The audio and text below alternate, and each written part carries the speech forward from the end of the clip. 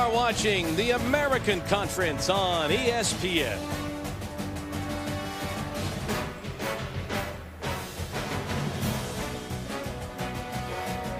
We are at Lincoln Financial Field in Philadelphia, where today the UConn Huskies are in town to take on the Temple Owls. And a quick look at the East standings. In the American show, USF and UCF tied atop the division. Temple picked up its first win in league play last Saturday, and UConn looks for its first conference win today on the road. And a good Saturday afternoon to you, alongside Christian Ponder. Bill Roth welcoming you to Philadelphia, where the Temple Owls flying high after last week's win, hosting a UConn team that's still trying to find itself here in mid-October. Yeah, Temple looked really good last week against Eastern Carolina. Hopefully they're going to bring that same momentum, and they're on a roll right now, and we'll see how they play today. Temple got really good quarterback play a week ago, maybe its best performance of the season. Coach Collins and his team getting better and better every week. Yeah, Logan Marchi, you know, he's really a gunslinger. You watch him on film, he throws with a lot of confidence. He's got a lot of help outside. I think the strength of this team and this offense is their receivers. They got 4 or 5 deep that can make a lot of plays, and they look really good. They're rolling right now. One problem with Marchi, he's got that gunslinger mentality where he might make some mistakes. You know, he tries to force things there that aren't there. He's a young guy. He's going to continue to grow each game, and the coaches really like him. Connecticut is struggling coming into this game, particularly on the defensive side of the ball, but offensively, they're red hot right now, and they've got a red hot quarterback in Brian Sheriffs, who comes into this game smoking right now. He is. Brian Sheriffs has back-to-back 400-yard passing games, and he's throwing the ball with a lot of confidence. They're throwing the ball all over the yard. I mean, they're putting up big passing numbers. I think they're in the top 20 in offense and yards, and they just got to put the ball in the end zone. They're getting down there. They're not scoring. They're kicking field goals rather than touchdowns, and hopefully they can put it together this game. I think they had a great week of practice, and Randy Edsall, I'm sure, is going to have them ready to go. Hoping for a bounce-back win is Randy after allowing 70 points a week ago Friday night. Nice weather here today in Philadelphia for a mid-October game, and we're glad you're with us for this afternoon's game in the American. The Owls will get the ball to begin play today on their home field. And here we go. And Mike Jones going to run it out of the end zone for the Owls. And Jones has a hole. And he's out to the 35-yard line. A good return for Jones. And Tarbett, the kicker, actually had to come down to make the tackle for UConn. And we'll get our first look of the day at the Temple offense. And Logan Marchi, and a gentleman from Bristol, Connecticut, playing against his home state team. He was all set to go to UConn, and then at the last minute found himself swapping and coming down to Temple instead.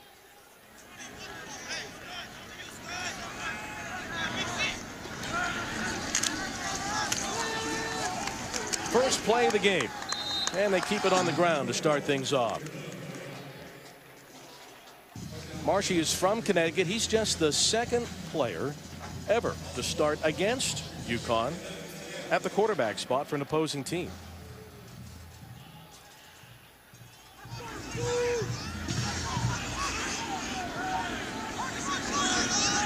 Second and long. Hood again gets to about the 36-yard line.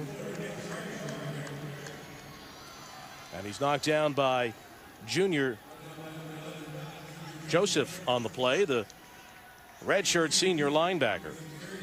Yeah, their offense coordinator, Coach Patton, who talked about they want to come in and establish this run early. UConn shows a lot of too high looks, and they want to open up their passing game, so they're going to run the ball, try to establish the ball, run early, and you saw two runs in a row on the first 2 plays. Well, they ran the ball really well last week at East Carolina. Before the third down play, we've got an injured Owl on the field, and it is Leon Johnson, their very valuable and talented left tackle.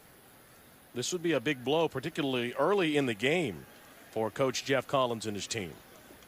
This would, you know, they lost their left guard early on in the season, and had some shuffling around, and hopefully he's okay. That'd be tough to lose your starting left tackle.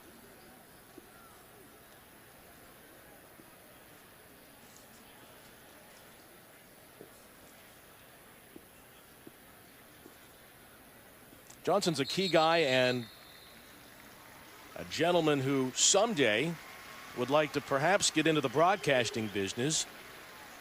At the moment, he's anchoring the Temple offensive line. He'd like to someday maybe anchor Sports Center. I see what you did there. Unfortunately, their key guy now is out for a 3rd and 9 play. Temple's got tremendous depth at the wide receiver positions. Marshy's first throw of the day is incomplete. Nicely done. Broken up by Junior Joseph, and that is a huge win right away to start things off for the Connecticut defense, getting a 3 and out to start the game. Yeah, it is big. It's really one thing they struggled on was 3rd down, and as defense getting off the field on 3rd downs. And I mean that's the start they wanted, 3 and out. So let's see if UConn's offense can use that momentum and put a scoring drive together. Alex Starr's in, the senior punter, to punt the football for Temple. It's only the 21st time this season that UConn has forced a punt. And this one will roll inside the 25, down near the 20. And we'll get our first look at the UConn offense now after the punt. We do have a flag on the play, however. After the play, personal foul, unnecessary roughness, receiving team number 41. Half the distance to the goal, 1st down UConn. It's going to move the ball back to the 10-yard line or so. All right, Christian, how do you see it today? What are our keys to this game here at the Link? So my keys to the game, for UConn to win this game, they really got to win the turnover battle. They've been struggling on offense. They've been turning the ball over too many times. And on defense, they're not creating turnovers. So they need to win the turnover battle. And 3rd down, like I just said, my goal for them is 45% or more on 3rd down conversion and 25% or less on defense, stopping guys on 3rd down. And then for Temple, on defense, they need to get UConn into 3rd and long situations. That's a win for the defense. Most likely or not, you're going to stop them on 3rd down. They need a high completion percentage on offense, and they need to establish the run early on offense as well. Sheriffs will go under center, first play of the game. And they run the ball with Newsome on 1st down.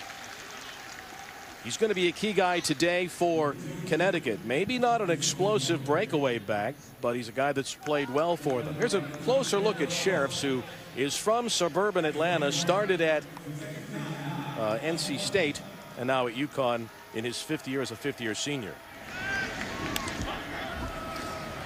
2nd down and 9. Sheriff throws it to the left. And Dixon is brought down over there by Sean Bradley. Yeah, Sheriff, I think the one thing that stood out when we were talking to the coaches earlier this week is that he's a really tough guy. He plays through some injuries. I think he had a displaced rib last year that he played a few games with. So he's a tough guy. He's got to work through some bad habits. I think in the previous years with them struggling, I was always trying to make a big play. And 3rd down and long now for UConn. This team has struggled on 3rd downs this season.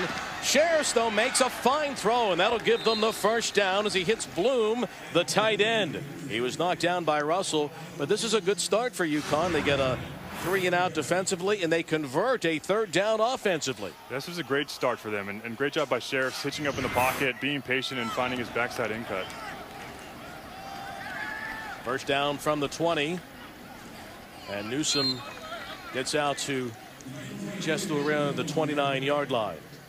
When you take a look at the Connecticut offense today, Newsome is the guy that will be really key, particularly on the ground. He is. He was their feature back coming in. He's been that way the last few years, and they really like him on 3rd down. He's great at catching the ball and can make big plays in the passing game. Draw play. And Newsome's knocked down behind the line of scrimmage by Russell. Fine linebacker, Chappelle Russell, who tore his ACL a year ago and came back very strong in the first half of this season. Offside. Defense number 11. 5-yard penalty. Results in a 1st down. Going back to Sheriffs, Rhett Lashley had an interesting comment. They talked about how Dan Orlovsky, the former UConn quarterback, spent a lot of time in the offseason in the quarterback room, and he told him to be a boring quarterback and just do your job. And one thing we talk about, that Jimbo used to talk about, was chasing ghosts. On the reverse, here is Dixon, turns the corner, and Dixon is forced out of bounds near the sticks at about the 44-yard line. And what chasing ghosts means is you're trying to do too much. You're forcing things that aren't there. And when you're struggling on offense, you try to make a play that's not there happen, and you get yourself in bad situations. And that's what they're trying to work through with him. And Rhett Lashley said there's been a lot of positives. Each game he's gotten better. We want you to be boring. We don't want you to be Lamar Jackson. Yeah. Is what they told him. Here is Mensah, first carry of the game. Bursting free. Another first down ahead to the 38-yard line of Temple, where Foster finally tracked him down. Strong run by the rookie. Yeah, they really like Mensah. As a true freshman, they say he's the fastest running back they have, and he's getting more and more playing time each game. He looks good. Mensah gets it again off the left side this time, and he's stood up and driven backwards by Chappelle Russell.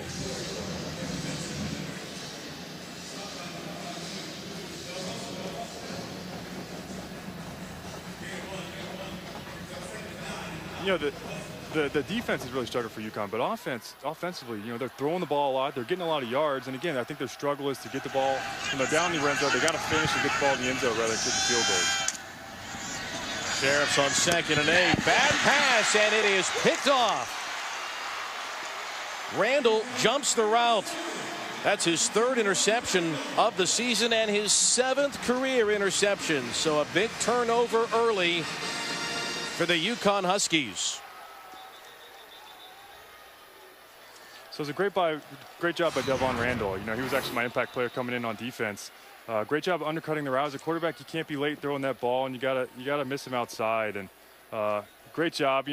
UConn, they got to piece it together and put touchdowns when they have drives, and they weren't able to do that. So we'll see what happens when Temple gets the ball back.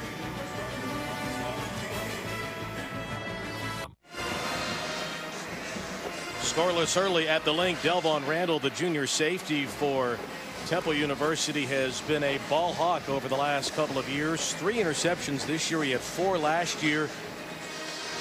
And he's given the nation his Twitter handle so everyone knows who Delvon is. Yeah, eteam_2.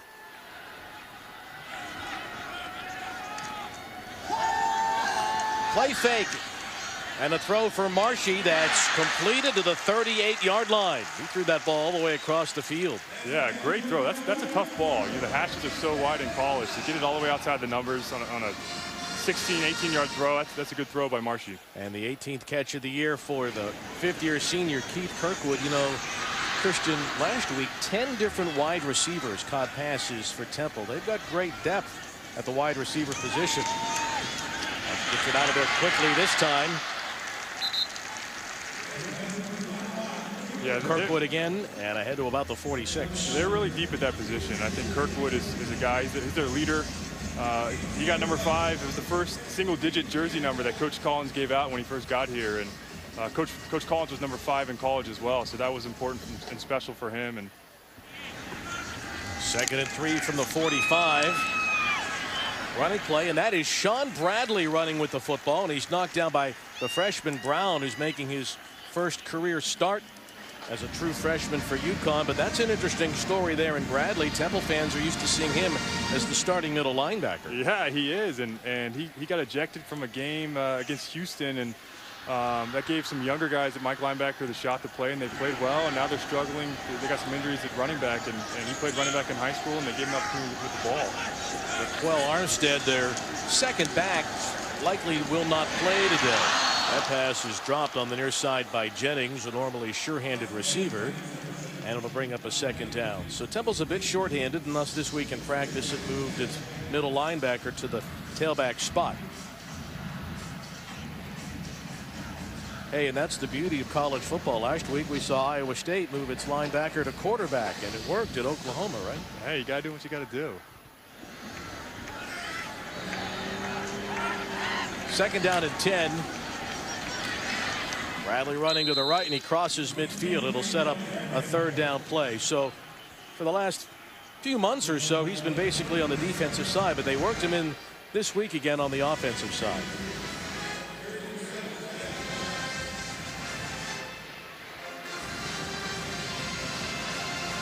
Third and 7 now from the 48-yard line of UConn. here at Lincoln Financial Field in the Atlantic on this Saturday afternoon. And the Connecticut native Marshy to the air, and he connects for the first down right in front of his own bench. It's a third down conversion. That's the second pass in a row. They went right at the freshman Braden Brown over there.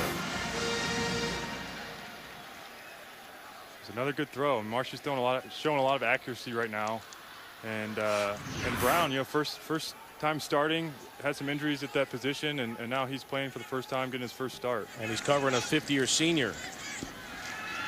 And was that our cheesesteak formation? It might have been, with a diamond to the right. They ran the ball with Sharga, but we have been tipped off that the new formation this week for Temple will be in fact called cheesesteak. Last week they ran what? It was Rocky right and left. I think that was our cheesesteak right and left. They told us when we would see it, we would know, and that looked like a cheesesteak to me, did it not? It did. But was it Pat's or Gino's is the question. Second down and 8. Here's the reverse to Jennings with Marshy out in front of him. And Jennings has a big play down to the 12.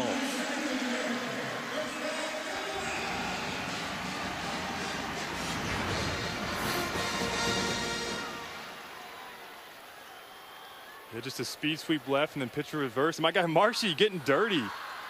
Great job by him. It's a big play to get it down low red zone. Hopefully they can finish. Owls can get a first down inside the 2-yard line. Looking for their second win in a row. Inside the 5. Enough for the first down.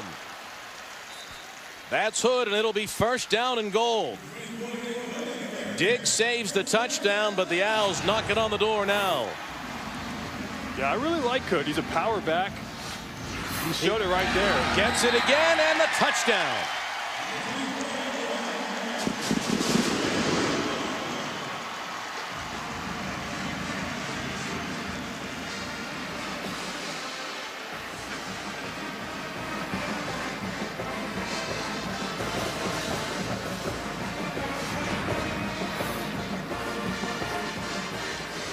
Hood had the big game last week at East Carolina. He gets his second touchdown of the season here today. And Temple scores first. And here's Aaron Boomery in for the extra point. He's been perfect on the season, and that continues now. So Temple, looking for its second straight win in the Atlantic, scores first on its home field. 7-0 the Owls at the Link.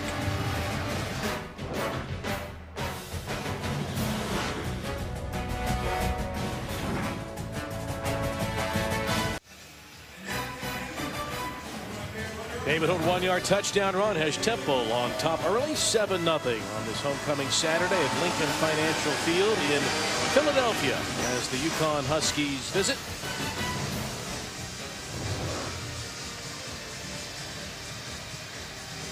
Aaron Boomery will kick the football back to the Huskies.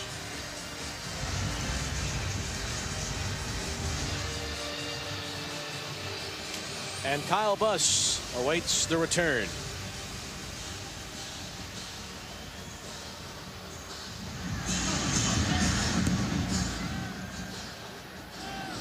And Buss from the 2.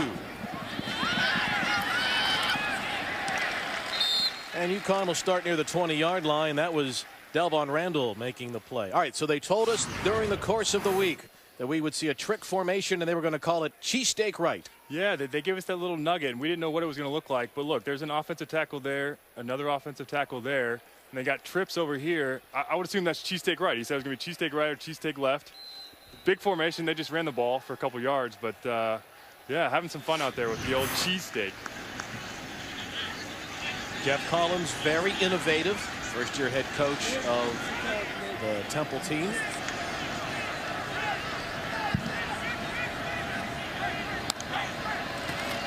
First down. And Newsom, nothing doing up front. One thing that Temple has, and that is a tough defensive line up front. They can probably put 4 guys down up front as well as anybody in this league. Yeah, they did. We talked to defense coordinator Taver Johnson. He said that that front four, when he came in, he expected them to be the anchor of that defense, and they've exceeded expectations. They have a lot of guys that can make some big plays and pressure the quarterback, and the offensive line's going to have a tough job today.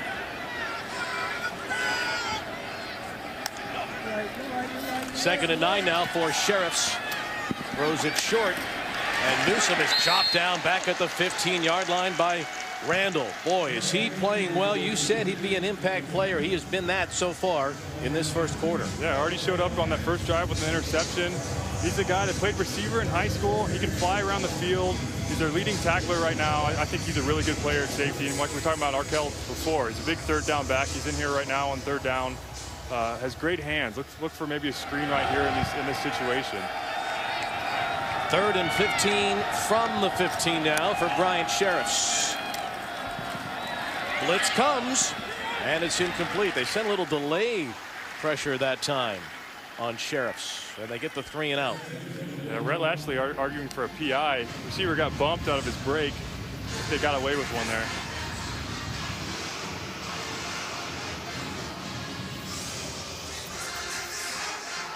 So Graham will be punting out of his end zone. He's a redshirt freshman for Randy Edsall's UConn Huskies. And he'll be kicking it to Mike Jones. Temple apparently will get some good field position out of this.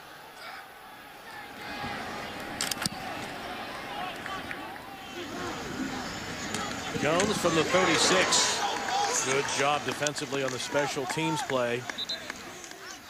That was Buss making the play. Let's step aside. Under 5 minutes to go in the opening quarter. From the Link, Temple up 7-0.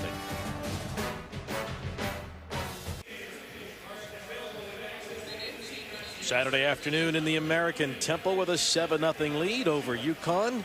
And the Owls will get the ball back. There's Randy Edsall, the 59-year-old Syracuse graduate who's in his 2nd stint as UConn's head coach after leading the program for 12 years. Glad to be back in stores. Jeff Collins is the former walk-on at Western Carolina who spent the last couple of seasons running the Florida Gators defense under Jim McElwain. But he's been at Mississippi State and FIU and started at Alabama. Now he gets to run his very first program. And the Owls have the lead, looking to make it 2 wins in a row. I think you're going to see this a lot today, where they just run a 5-yard hitch route. You can tell that UConn is threatened by this good receiving core. They're playing so soft. So I think it's going to be, for Marshy, there's going to be a lot of these easy pitches and catches out wide, and I'm sure we'll see that a lot today.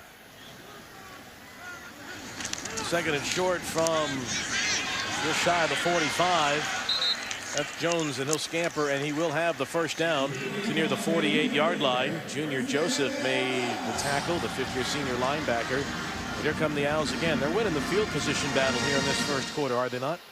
They really are, and you know, this drive right now, I think this is big for UConn. And these things tend to snowball early if you give up 14 points after this drive, and they're kind of going against the keys of the game that we talked about before.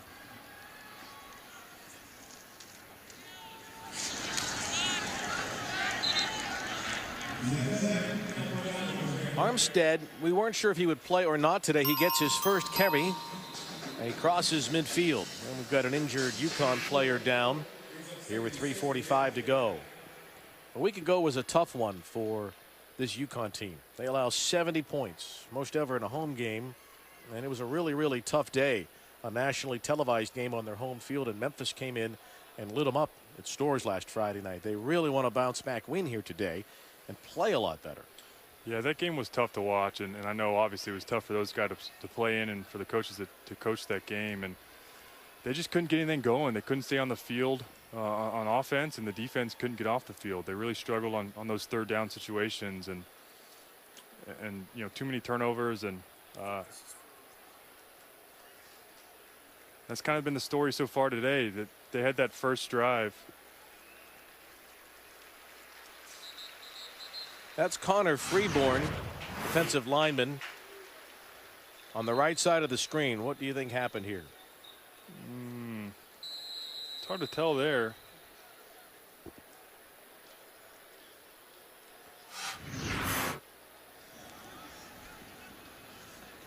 So it'll be 2nd and 6 from the 48 of Connecticut.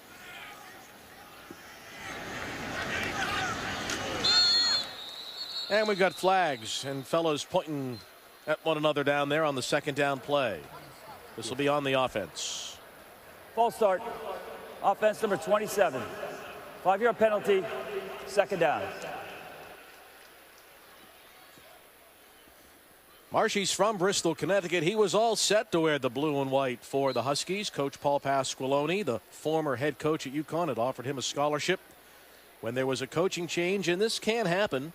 When there was the coaching change, when Coach Diaco was hired, he said, no, we don't want Marshy, and he ended up coming to Temple instead. And now he's starting against his home state team. Out of the gun, a quick throw for Marshy. And once again to Jennings, his 3rd catch of the game, and Bell forces him out of bounds. Yeah, like I was saying before, it's going to happen a lot today. Those corners are just playing so soft, and I understand why. Their receivers are really good, and they're really good at getting downfield, and they got a lot of speed, so they're going to have to figure out. I don't know if they're going to play some more press man coverage. I don't know if they have the confidence in their defensive backs to do that, but they're going to have to change their game plan if that's all they're going to take.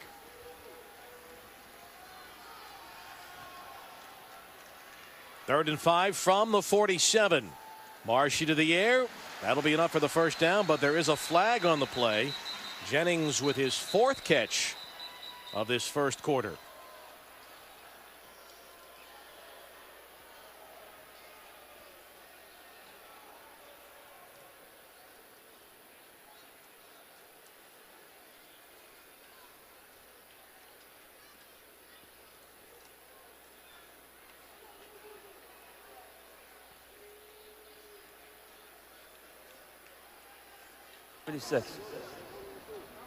Personal foul, chop block, offense number 74 and 76.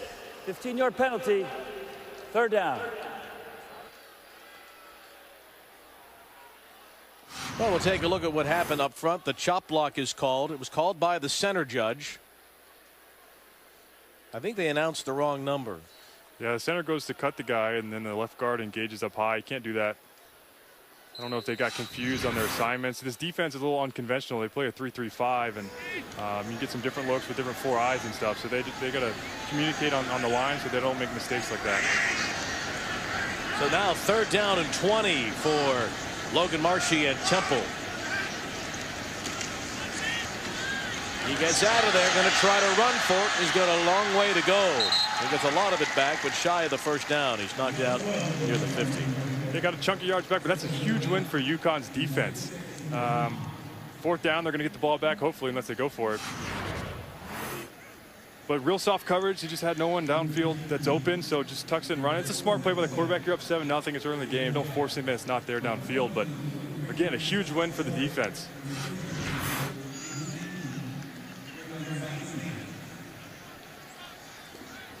Alex Starzyk in to punt the football away to Quavon Skanes, the UConn return man.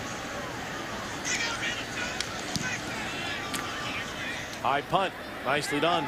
And the fair catch called for and taken by Skanes at about the 12-yard line. Well, it's already been an eventful weekend, has it not? Number 2, Clemson loses at the Carrier Dome to Syracuse. That was early, and then late. Washington State goes to Berkeley, turns the ball over 7 times, and a great win for the Bears last night. Yeah, we were watching that Clemson game at dinner last night. Great dinner, by the way. It was a good choice by you, but that was shocking. You know, Kelly Bryant obviously went down with the injury early, and they couldn't recover from that. And yeah, and then watching that Washington State game, that was a huge loss for them. 7 turnovers. You know, it's a bad deal that they did. You could tell Mike Leach, you know, was not happy with his team's performance, and rightfully so. Mensa gets knocked out of bounds on the run. A couple of flags on the play as well here. Personal foul, face mask, defense number 8. 15-yard penalty added to the end of the run. Automatic 1st down. Artrell Foster, the corner, whistled for the face mask penalty. That'll help with field position. You know, like we were talking about earlier, they've been inside the 20, I think, a couple times now, starting with the ball, and that's a big pickup for them.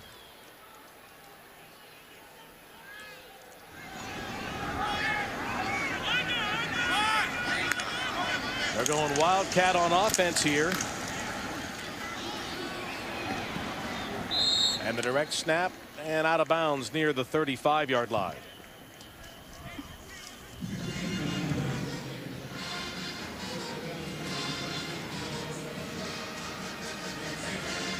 That was Williams. He's going to stay in the game at quarterback.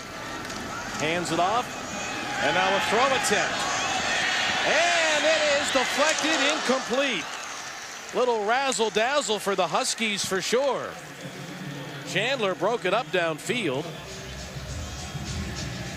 Man, you know, you work on those plays. You know that's in your game plan. You work it on all week, and you're like, oh, it's got to work. And, man, just two guys throwing a double coverage. He's lucky he didn't get an interception, but you want those to work so bad. And so after throwing the pass, after lining up as the slot receiver, Sheriff's now back at QB on 3rd and 4. That'll move the sticks as he hooks up with McClain. Yeah, Temple decided to bring pressure there and left the spot wide open in the middle of the field. That was a good job by Bryant recognizing it and finding his open guy for a 3rd down. This is what they got to keep doing. They got to convert on 3rd downs. They got to get themselves in 3rd and manageable situations, what they just did. 3rd and 5 or short, and it helps your 3rd down conversion.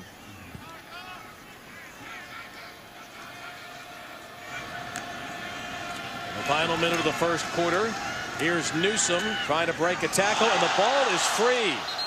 Unfortunately for the Huskies, they're able to fall on it and maintain possession of the ball. Rutherford falls on it after the forced fumble. I think he just got his helmet right on the ball. It's hard to tell. Obviously, as a running back, you got to hold on to the football. They're fortunate there to recover it. So Coach Etzel and the Huskies get Mensah back in the game, but the quarter's going to come to an end before they run the 2nd down play. So David Hood's 1-yard touchdown run, the only scoring in this game after 1 quarter on homecoming Saturday at Lincoln Financial Field in Philadelphia. A Saturday in the American. Temple leading UConn 7-0 after 1.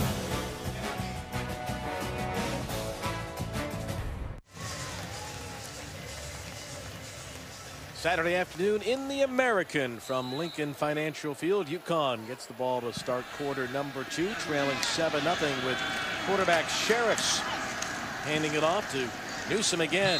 And he gets a couple. And he's knocked down there by Chappelle Russell once again. That's the 5th tackle of this first half for the sophomore linebacker who tore his ACL a year ago at Tulane. Has come back.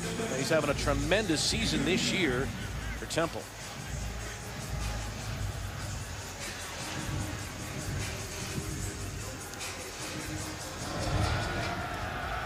3rd and 7 now from their own 48 for Sheriffs and the Huskies. The blitz is coming. He gets it out of there. And it's incomplete, although a flag is thrown. Mike Jones had the coverage on the play. He was going up against Beals.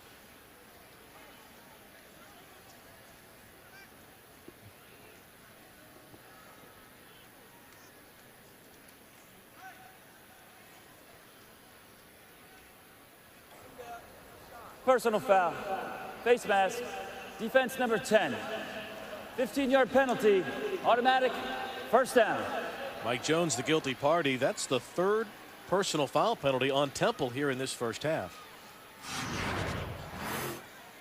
Yeah, let's see if it was incidental. They're playing man coverage.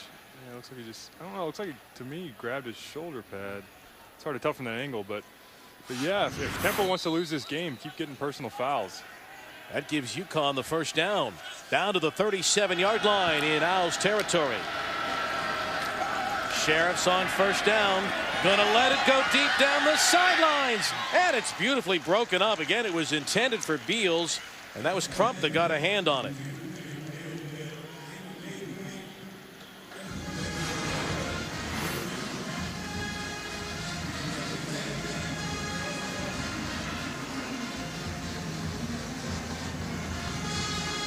Well defended by Temple. You know, a week ago, although the final score was lopsided, UConn was in the game in the 2nd quarter against Memphis. Much better performance, though, thus far here today.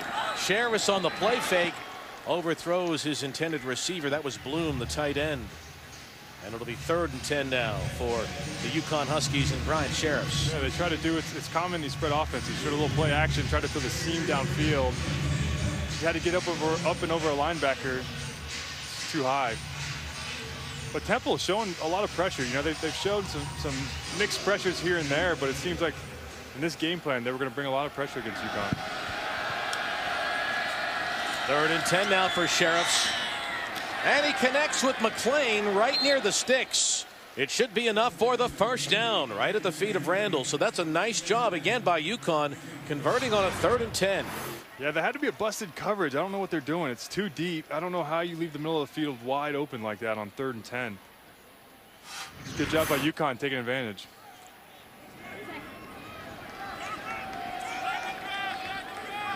Aided by the penalty, this has been the best drive of this afternoon for the Huskies.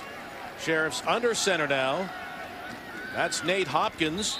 And he gets ahead to near the 21-yard line, where again Russell makes the tackle for the home team. Yeah, Nate Hopkins, a redshirt freshman, is a guy that they like down in this red zone. And that's something Rhett Lashley talked about. To get better at scoring touchdown in the red zone, they got to run the ball.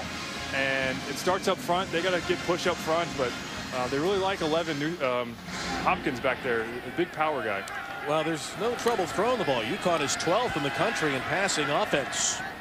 And on the run, this time Sheriff's able to connect for the small gain. Going to bring up another 3rd down. But CP running the ball has been the problem for them, particularly in the red zone. Yeah, they haven't done a good job. Like I said, I think it starts up front with their offensive line. They got to get better. And they got a tough challenge against Temple's front, but I mean, that first down run right there was pretty good.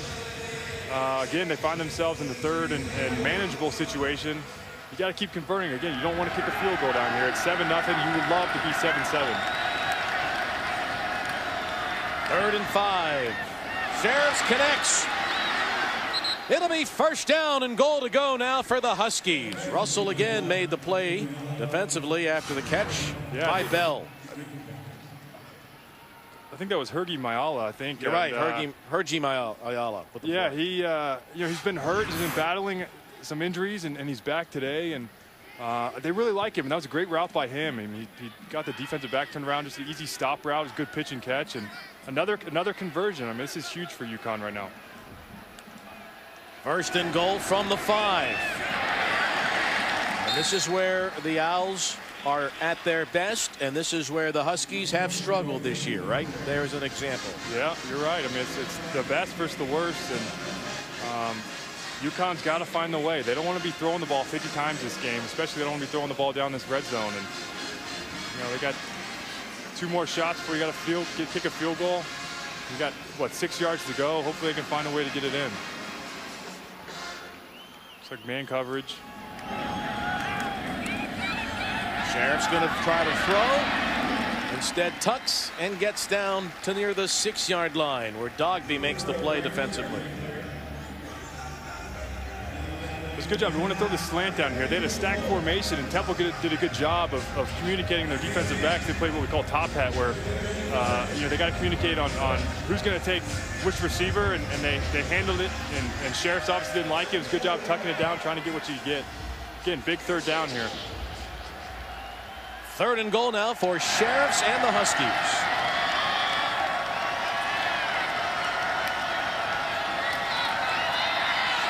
To the end zone.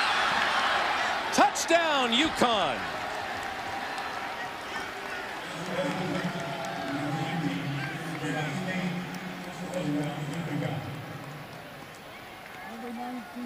Quavon Skanes with the touchdown reception.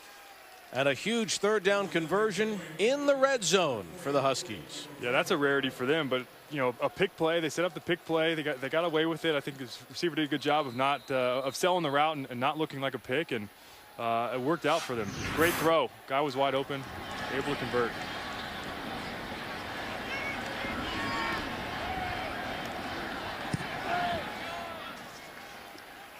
Tarbett adds the extra point to tie things up early in quarter number 2. Bryant Sheriffs connects with redshirt freshman Quavon Skanes. Tie game, 2nd quarter at the Link.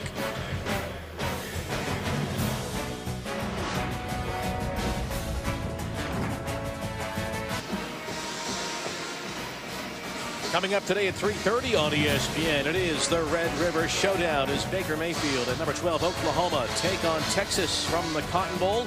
Also streaming live on the ESPN app. Sooners coming in after the home loss to Iowa State. They've won 5 of the last 7 in their series against the Horns. Always a great game in Dallas. It is. I grew up in the DFW area, and you know, they got the state fair going. Just some fried butter over there. It was always a fun week. That sounds like a healthy snack. Yeah. Football game. Yeah. Temple gets the ball back, and Jones on the return gets knocked down shy of the 15-yard line. That's Braden Brown, the freshman who's made his first career start today and his 4th tackle. Let's tell you the story about Randy Edsall, the winningest coach in UConn history. Made a transition from, at the time, 1AA to Division 1A. Led the Huskies to the 2010 Fiesta Bowl, then was named Maryland's head coach, College Park for 5 seasons, and then the return. Right after Christmas last year, take 2 for Randy Edsall at UConn. You go way back with Randy, right? I did. Randy and I were at Syracuse together. In fact, we shared the same class, Intro to Coaching. Back in the day at Syracuse, Randy certainly paid more attention in the Intro to Coaching class. Was that a tough class? I'm sure that was hard there at Syracuse. That was a 1-credit class, Mr. Ponder. False start. Offense, number 77. 5-yard penalty. First down. Randy's done well. He's happy. His alma mater scored the big win over Clemson last night. He's more focused on this, I know, but he was a former quarterback up there. I know he's happy with the way Mr. Dungy played last night at quarterback for Syracuse at the Dome. Penalties have really plagued Temple today. Another 5 yards. They're behind the sticks on first down again. Actually trying to get out of dodge. And he got about 6 or 7 of them back. It's been a tough first half with the Hankies for Jeff Collins and his Temple team. It has, and that's what gets you in trouble when you're playing the underdog. You know, if you're the favorite team to win, you got to get out of trouble with penalties. You can't turn the ball over. Fortunately, they haven't turned the ball over yet, but they got to figure out how to be disciplined and not get these penalties.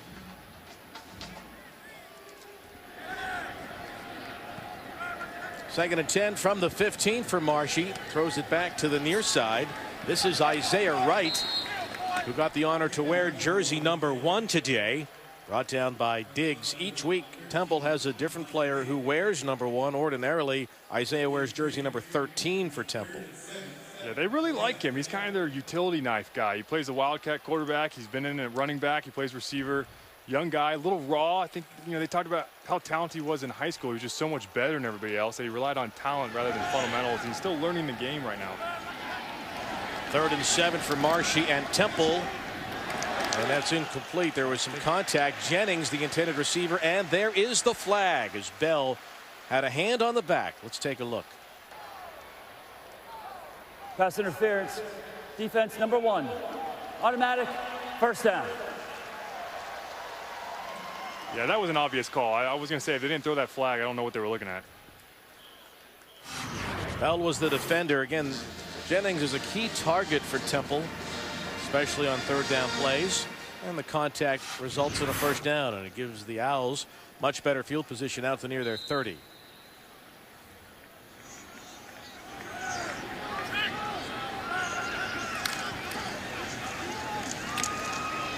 That's David Hood, and the junior from Galloway, New Jersey, brought down by Bell. That's a good first down run.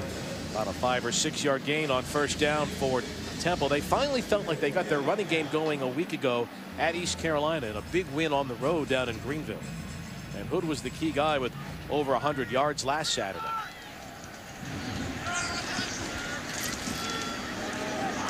Marshy again, and it's Isaiah Wright again. And that'll move the sticks. Another first down throw for the Temple QB.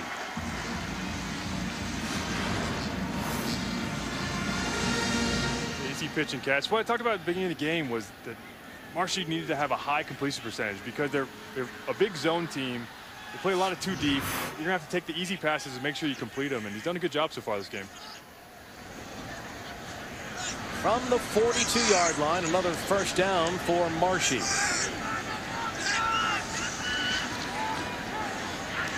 Ball delivered behind Kirkwood. He tried to come back to make the grab, but it's incomplete. Bell had the coverage on the play. Now, a week ago down in Greenville, Coach Collins' team felt like they really got things going. If you look coming into the game, where they were and then what they did, much better. Yeah, put a little more points on the board. Almost 200 yards more in offense, and ran the ball really well. I think all across the board, and really as a whole team, offense, defense, and special teams, they all played really well last week. Hood started right, cuts back left, trying to make something out of nothing, but nothing doing, and it'll bring up a very third down and long now for Temple. It's a great job getting back to the line of scrimmage. I mean, he could have taken a 3-yard loss, had a little spin move, found a way to get back, and even got almost a yard. So it's 3rd down and 9 for Marshy and Hood in the offense. Now the Owls were money in the bank last week on 3rd downs. That has not been the case thus far today. 3rd and 10. And that's incomplete.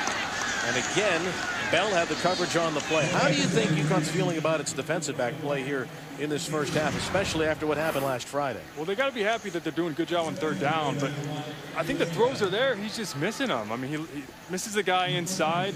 Ventel Bryant is a guy they talked about. They need to give him the ball more. Really good receiver, but I think the throw was there. If you just miss it outside, you get it outside. It's a 3rd down conversion, and unfortunately they missed it. But you're right. I mean, UConn's got to be happy. That's I don't know how many 3rd down stops they've had this game, but it's more than they've done pretty much all season. Alex Starzyk nearly had that blocked, somehow got it away. And the return to the 22-yard line. Midway through the 2nd quarter, we are tied at the link. The Huskies and the Owls in the American.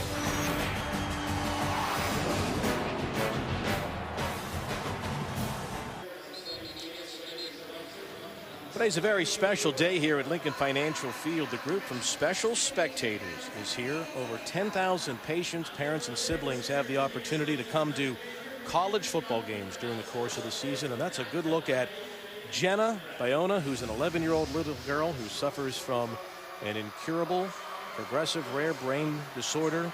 And on the right in the wheelchair, an amazing little boy, an athlete at heart, Rickson Weeks, who is here today. And we are so delighted they're here being treated to VIP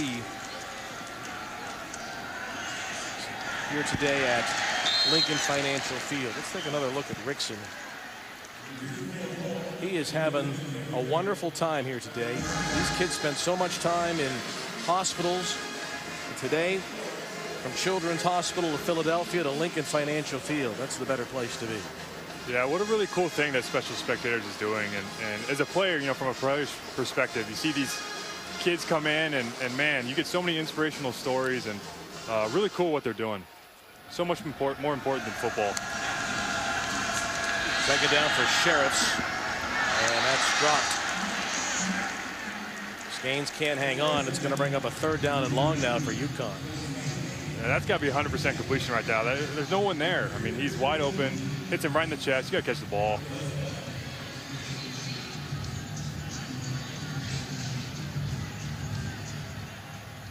Third and 14. That's a tough conversion. We'll see if they do it.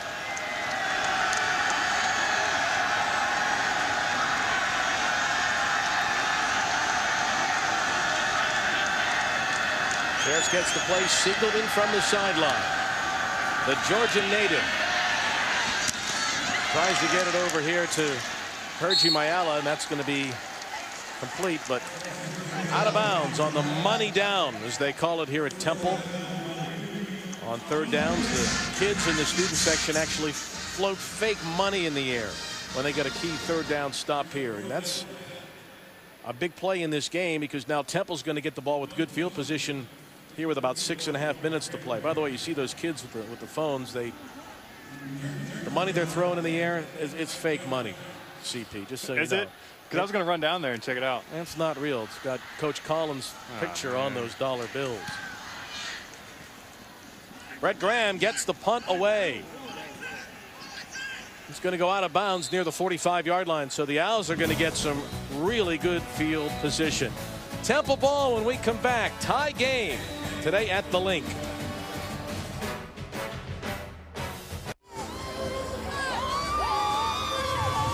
Homecoming at Temple, where football has had a real renaissance, winning 10 games the last couple of years. American champs, and the fans who are here and who have returned home to Philadelphia. Excited to see the Owls in the final 6.5 minutes or so here in this first half. A tie game with visiting Connecticut. Marshy on first down. Connects with Yancey. Ball is free. Huskies have it. That's Joseph.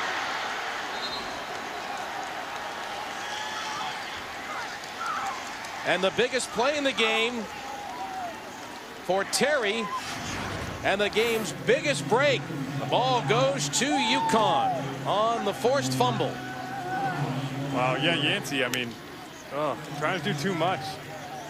This is what Temple can't do if they want to win this game. You can't turn the ball over, and you can't have big penalties. And gives UConn life. They could go up 14-7. Who would have thought that, you know, besides UConn, you know? I mean, it's UConn's doing what they need to do to win the game if they score, if they put a touchdown.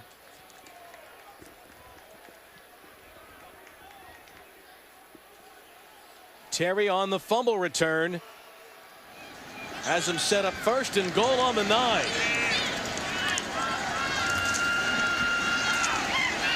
First down run. And that is Newsom. And he gets to near the 6-yard line.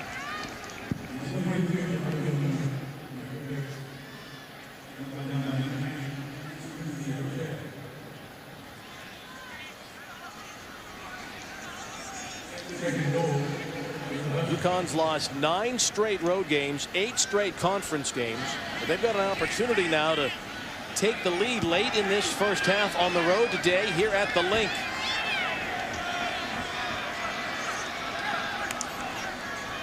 Second and goal. Sheriffs throws. Touchdown UConn. Mayala puts the Huskies ahead.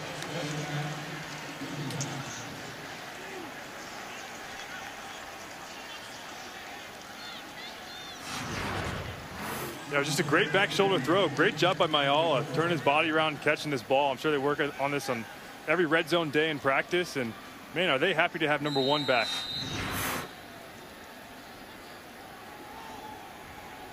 The turnover leads to the short touchdown. And UConn has the lead. Harbin adds the extra point, and the Huskies go up 14-7 here in the second quarter.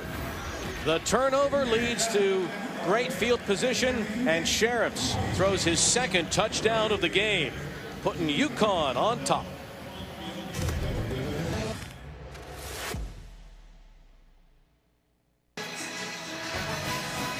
Well, coming up today at 3:30 on ABC, Georgia Tech takes on number 11 Miami. And then it's out to the Coliseum in Los Angeles as Utah faces Sam Darnold and number 13 SC at 8 p.m. Eastern tonight. Both games also streaming live on the ESPN app. SC likes to run the ball. The Utes have 4 big old boys up front. It's going to be a heck of a game tonight in prime time. Yeah, I think both those games are some interesting matchups. You know, our ACC history, that Miami-Georgia Tech game will be interesting to watch. I mean, Miami's looked really good, but Georgia Tech's offense is hard to defend. This kickoff goes into the end zone. They say that was a tough call to make, wasn't it? That ball goes out of bounds on the 1. It's a penalty. Instead, it's just the touchback.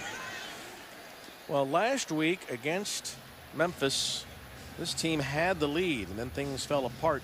This has been a pretty good first half for UConn. This is only the second time all year they've had the lead in the first half.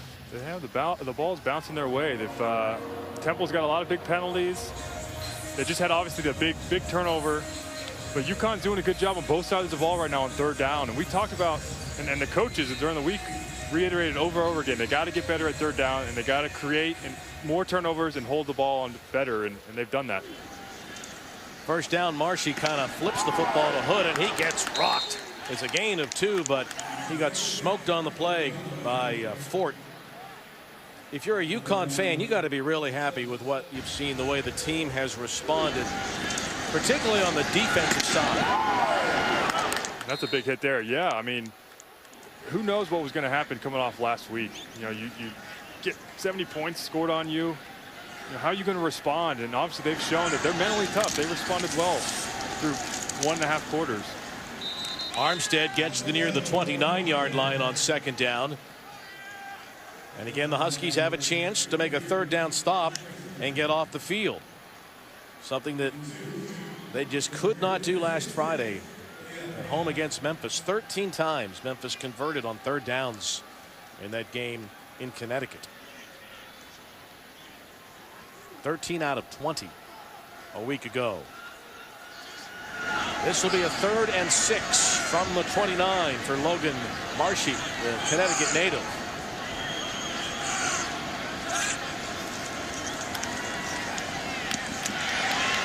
And that will be enough for the 1st down ahead of the 37-yard line. Swan made the tackle on Ventel Bryant, who made the reception.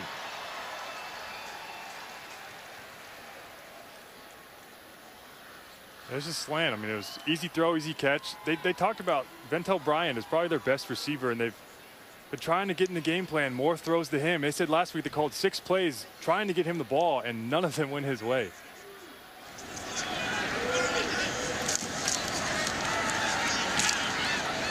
Armstead with a tough run. There's some pad popping going on here. You didn't hear that last week if you were a UConn fan. There weren't a whole lot of powerful defensive plays, hard-hitting defensive plays last week like we just saw there from Bratton, the linebacker. Chris Bratton, the junior, come up to make the hit.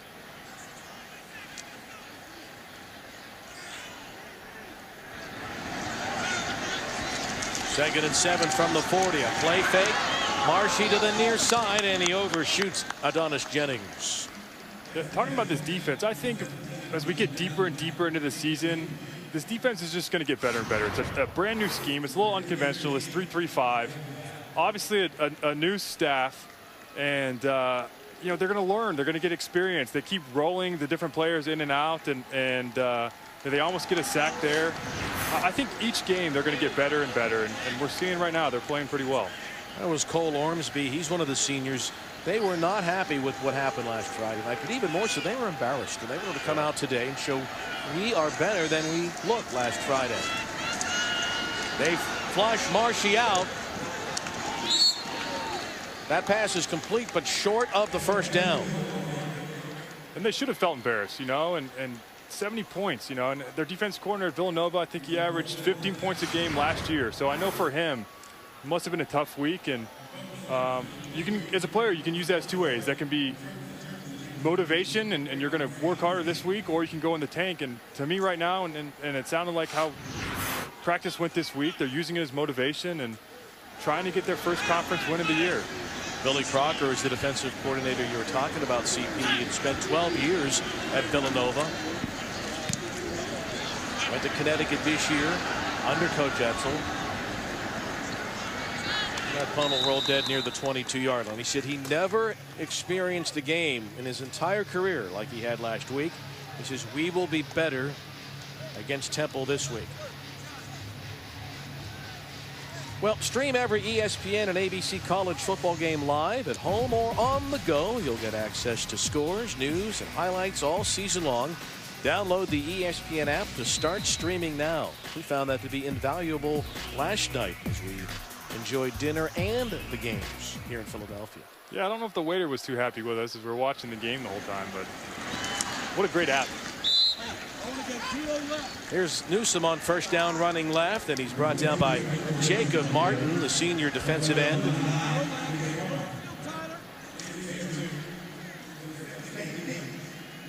Jacob's got a tremendous story. You know, he's from Aurora, Colorado, and when he was in high school in Colorado, he and 6 other of his friends were going to go to the movies one night. In fact, he told his folks we're going to the movies. They called, said, you know what? We don't have 7 tickets left for the showing of the Batman movie. I think everyone knows what happened that night in Aurora, Colorado. Jacob Martin and his friends did not go to the movie theater that night. And as a result, they just hung Illegal out on shift. a golf course. 2 men in motion prior to the snap. Did not reset on the offense. 5-yard penalty. Second down. And number 9 in red is thankful that he and his friends were not at the movie theater that night in Aurora, Colorado. Yeah, that's an unbelievable story. I mean, and he's a heck of a player. I think he's one of their best players on defense. But yeah, I mean, that story gives me chills. I mean, what a I don't know if you think of it as a second chance, but man, whatever he's doing mentally is working for him right now.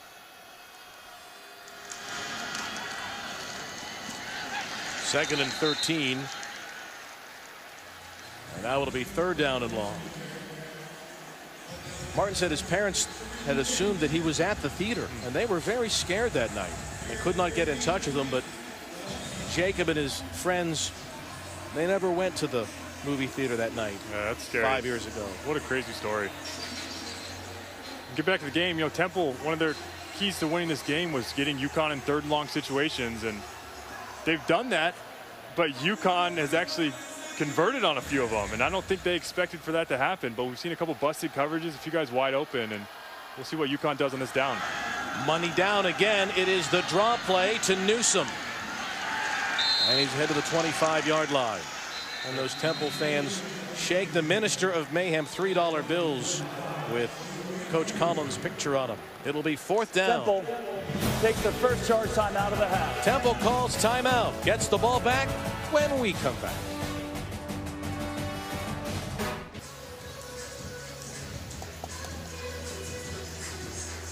Well, you see that young lady holding her Minister of Mayhem $3 bills with Coach Collins' picture on them. What a neat new tradition they've got here at Temple. Yeah, did they take that as currency on Temple's campus? Yeah, you go into the registrar in the bursar's office and try to pay your tuition with one of those. But it's a great tradition. And then when they make a third down stop, they throw the $3 bills in the air. Makes it fun for the cleanup crew. This punt will roll near the 32-yard line. Jeff Collins, former walk-on at Western Carolina. He finally has an opportunity to bring that family atmosphere to Temple. And we saw that here last night. This is pretty cool what they do. So this is Friday night snack, and typically as a player, you're like, Friday night snack, I got a game tomorrow. I'm going to go grab my food and go up to my room, and guys are there for less than 5 minutes. But Coach talked about, you know, a lot of these coaches' families come into this snack now when they're at the hotel, and the players hang out for 45 minutes or so and talk to the families, and it's just cool to see the family atmosphere that Coach Collins is already implementing. I mean, he hasn't even been here for a year and is having an impact like that. That was young Colton Wiesahan on the piano as Nick Sharga taught him some tunes last night. Temple ball with about 40 seconds to go, and a good 13-yard pickup on first down for the Owls. They're not done yet. Temple with 2 timeouts remaining, and Collins says we got a shot here in the final half minute.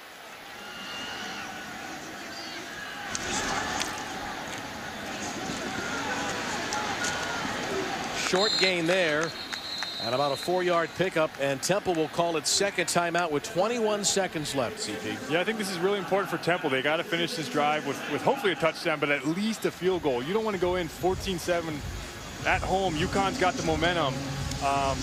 They had a great, I mean, first play of this drive was typical starter for a 2-minute offense. Throw a screen, see what you can get. If you get a first down, hey, we're jumping into 2-minute offense up tempo, and that's what they showed. Fortunately, they got one more timeout and 21 seconds, you know, at least get in the field goal range and come away with 3 points. Collins, the former walk-on at Western Carolina. You see it all the time, don't you? A guy who was a walk-on athlete ends up being a head coach. They kind of see things a little bit differently. 2nd and 7 for Marshy. Nearly intercepted. It should have been intercepted. Yeah, that's one of his things he's got to work on as a young quarterback. You know, I think he's thinking, look, we got to score, and he forces one downfield. You got to know in this situation they're playing soft zone coverage. It's going to be hard to get a ball downfield like that. Take a check down, see if they can get a few more yards, take a timeout, then you probably have 2 more plays to get out of bounds. But he's very fortunate that wasn't intercepted, because that was an easy catch by defense. That's why that guy plays defense, though.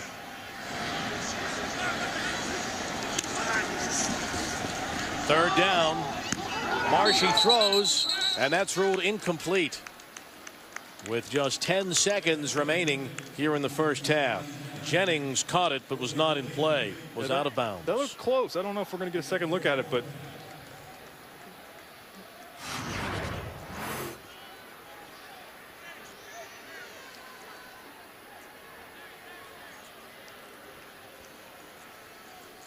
some of the fans boo, but the officials right on top of it say Adonis Jennings out of bounds. yeah, that's unfortunate. They weren't able to convert and get points. I mean, going to the locker room down 7, it's not what you wanted.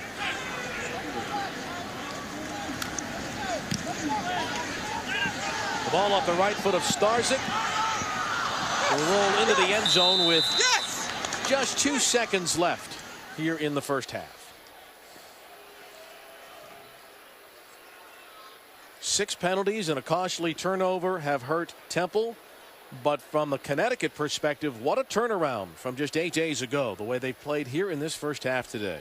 Yeah, they've really responded well after that game last week, what we've talked about a few times. But I think the highlight for me is how their defense is playing. Their defense is playing really well, much improved from last week, especially on third down.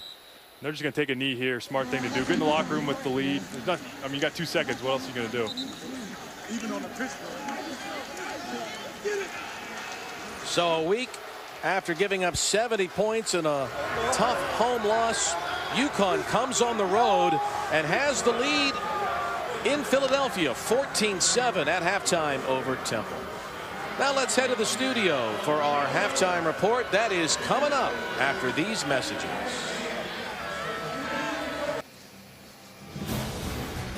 You're watching the American Conference on ESPN. Lincoln Financial Field at halftime. The UConn Huskies with the lead over the Temple Owls, 14-7 on this homecoming Saturday. Welcome back to the Link alongside Christian Ponder. Bill Roth with you. What a bounce back Saturday it has been for this Temple University team and for the UConn Huskies. Last week, Temple was terrific on the road. Not so much here today, and the big turnaround clearly Randy Edsall's team. Yeah, clearly, I think the story of the game is how UConn has played on offense and specifically defense, but on offense, you know, their third down conversions, they're making plays in the passing game. The running game's been better than what it's been before, and Temple is just killing themselves with the penalties. They had that big turnover they had early in the game. You know, again, Sheriffs, you know, finding guys on third down and receivers making plays. I think Temple's busted coverage there, and big play, big catch right here on third down, close to the red zone. They're able to finish here and put the ball in the end zone, a pick play. They've done everything they need to do to win this game so far in the first half. How about how physical UConn's secondary has been, and they get a big turnover, only the 3rd forced turnover all year. Yeah, we talked about how big turnovers would be in this game, and UConn, that was kind of the point of emphasis going into this game this week was, gosh, guys, we got to get turnovers on defense. And that's what they're doing. I think their secondary, like you said, is playing really physical. It's kind of a surprise. I think that was one of their weaknesses coming into this game, but I don't know what Randy did during the week, but he got these guys motivated to play, and you're up 14-7, but it's only the first half. We got to see what they do to finish out the second half. Before the game, he talked about winning the turnover battle, but more so the third down conversions for UConn. They were able to do that in that first half, and that was huge to keep the ball and the drives going. Yeah, I mean, 25% right on the money, what'd I say? But it's been impressive, you know. And I think winning the turnover battle, it's tied right now, but UConn was able to put the ball in the end zone after they got their big turnover. And UConn, when they threw that interception, the Sheriffs threw that interception on the first drive of the game, that was early. So I think hopefully they got that one behind them and they're not focused on that. They don't have any the rest of the game. But what do you think Temple will do differently in the second half here today? Well, I think they got to limit the penalties, right? I mean, that's the thing that's hurt them the most. They gave up a few first downs. They had their defense had UConn backed up a few drives, and then they let them get out with the penalties. And they just got to play better in the secondary. I think you got to hold the receivers off and don't let them get the first downs. Don't bust your coverages. I think if they just play a little more discipline, they're a good team. They're the better team in this game, but you never know how these games are going to go. They pooch kick to start the second half, and it goes out of bounds on another big break for UConn. Yeah, that's a weird call for me. Obviously, if they executed, we're talking about what a great call that was, but You're down 14-7. UConn already has the momentum. I don't know why you kick the ball like that. I don't know if they just, obviously they didn't execute, but I don't know if it's the kicker's fault, if someone was supposed to get down there quick enough. I assume in practice it must look good if they had the confidence to call it, but that's a tough one to start with. Free kick out of bounds on a kicking team. The penalty will be forced from the dead ball spot. First down. There's Coach Collins talking to his team. It's going to give UConn the ball in really good field position. Out to the 37-yard line to start the third quarter. And a big run for Newsom. First down ahead to the Temple 44-yard line. Arkel Newsom gets things going to start the third. Yes, inside zone. Actually, they pull the tackle right up the middle. Big gap. That's a great way to start this drive. You get the ball and start off with great field position. Get a great run on the first play. Sheriff's on the rollout. Dumps it over to Skanes. And he's head to the 37-yard line. Another first down pickup. The Huskies are playing with a lot of confidence on the road here today. Yeah, they look really confident coming out of this halftime. That was a great job by Skanes just getting upfield. It looked like there wasn't much there and able to get 7 yards. Second and short, might take a shot here. From the 37, Sheriffs keeps it. And he gets his bell rung right around the line of scrimmage. He and Newsom collided somewhat in the backfield. And Russell introduced himself once again. Chappelle's had a big game defensively. He got a clean hit on Sheriffs. Yeah, that was a tough hit, but great job by Sheriffs. It was a zone read. He held that ball. He held it in there for a long time. Defensive end crashed. He's actually tackling the running back, and Sheriffs pulls it out, gets a couple yards. This is what they need to be, third and short. Let's get the first down. Let's keep going. Let's get the ball in the end zone. But this will be big for them right here. Ball is on the 37-yard line. You know, it could be 2-down territory here if they don't convert. Yeah, you might be right.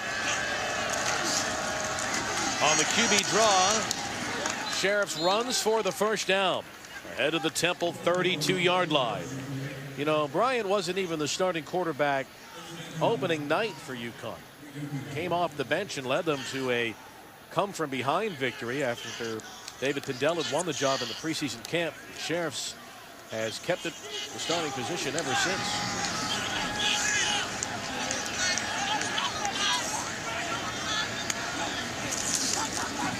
Mensah coming to the near side.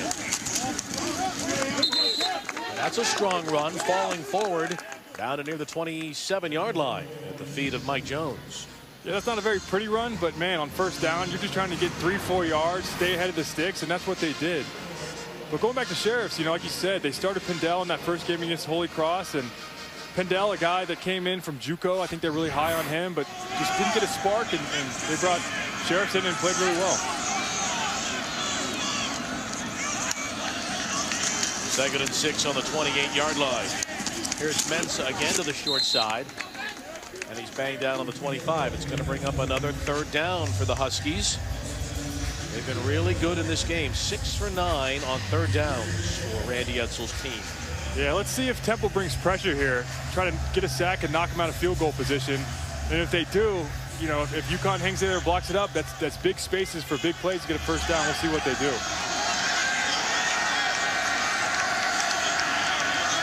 Four wide out set now for Sheriffs. It is 3rd and 4 on the 26.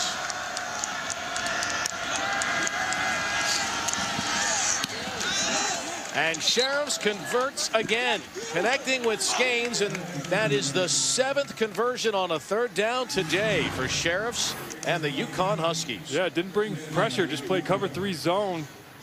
Sheriffs able to find the open zone there on a quick hitch and easy conversion.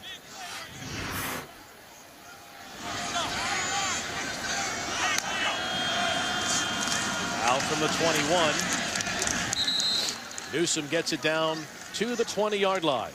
Yeah, I think that was a misread by Sheriffs. If he would have pulled that, there was no one over there. That would have been at least 5-6 yards, maybe more, if he would have kept that ball.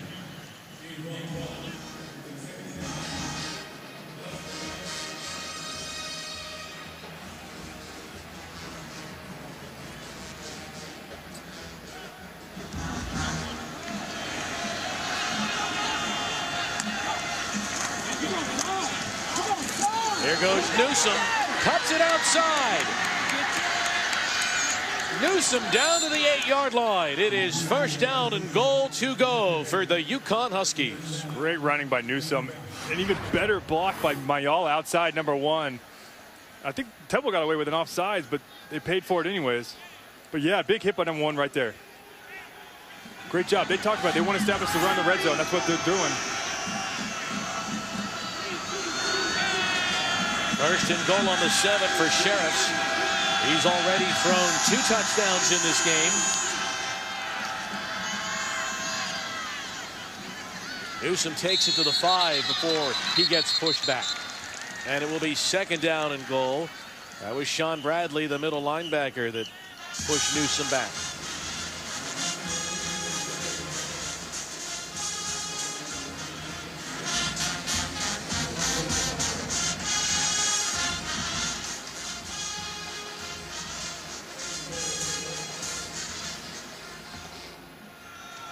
They've been in the red zone twice today, and they've converted on Sheriff touchdown passes twice. Sheriff dumps it off. Newsom has it. Touchdown Huskies. There's a flag on the play. It's be roughing the passer. Personal foul. Targeting. Defense number 6. Result of play is a touchdown. That previous play is under further review.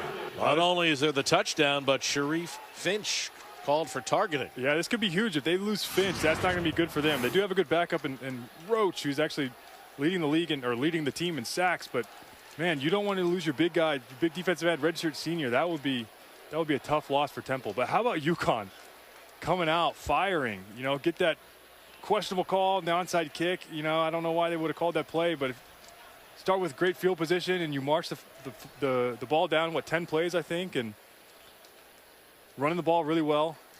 This is really good for UConn right now. Let's watch what happened at the play here. That was called targeting on Sharif Finch. Looks like he went high, helmet to helmet maybe. Hit him right on the jaw.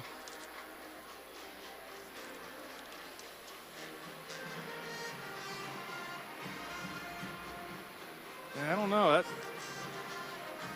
to me, it doesn't look like he got him from that angle. He didn't get him in the face. I don't know. And did he launch? The targeting rule, which you can see,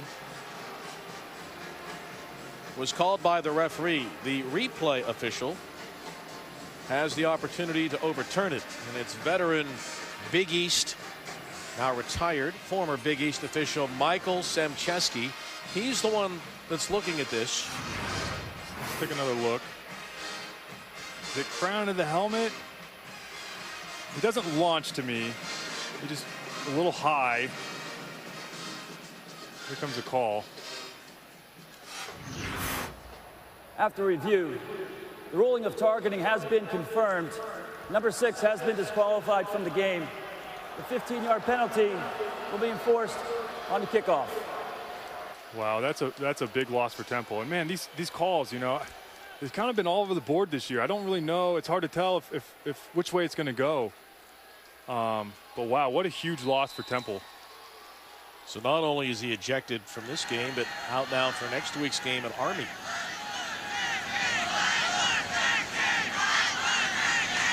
Here's Mike Tarbett in to attempt the extra point, and that is good. And it is 21-7 UConn. Bryant Sheriffs has thrown 3 touchdown passes. His Huskies have the lead in the second half at the Link.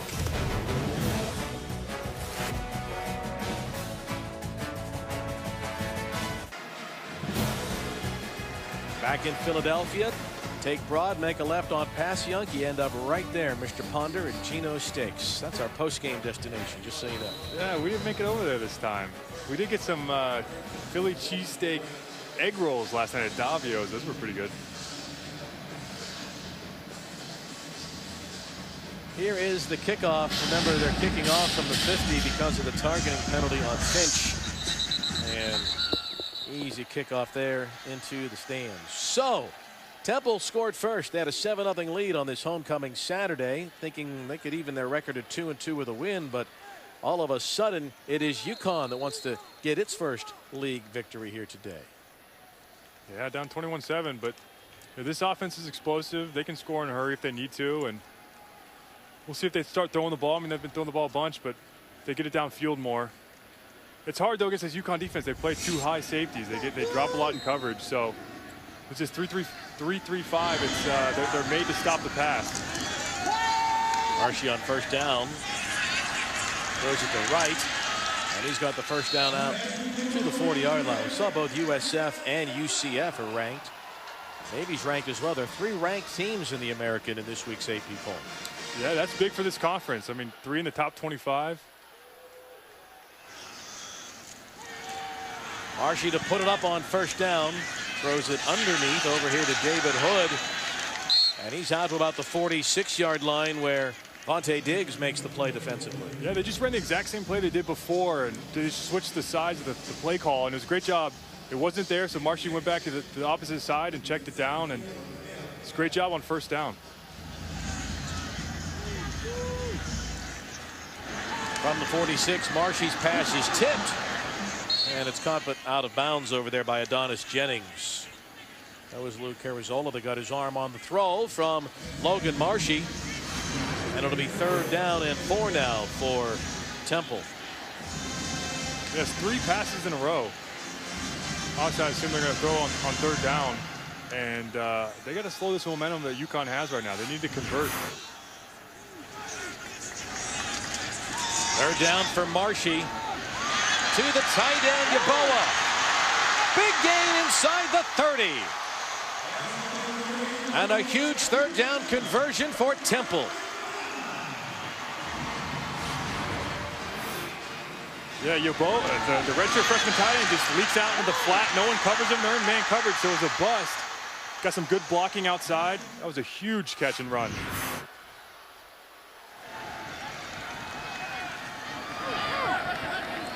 Temple trying to answer. Marshy from the 17. Throws the Hood again.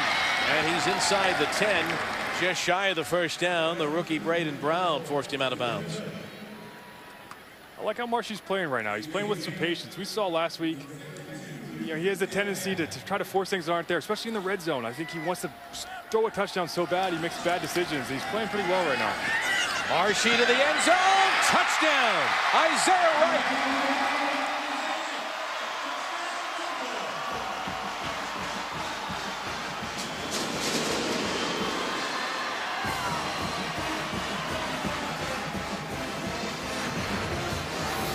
I mean, like I said, this offense is built. They're explosive. They can score in a hurry. Isaiah Wright, wide open. They obviously dropped coverage. Again, I don't know what they're doing. They're playing zone. It looks like, you know, 27 just doesn't follow his guy. And man, that's tough by UConn. It's a great answer by Temple to get back in this game, 21-14. Boomerang does indeed make it 21-14. Key 3rd down conversions for Connecticut native Logan Marshy and his Temple Owls. They are right back in it at the Link.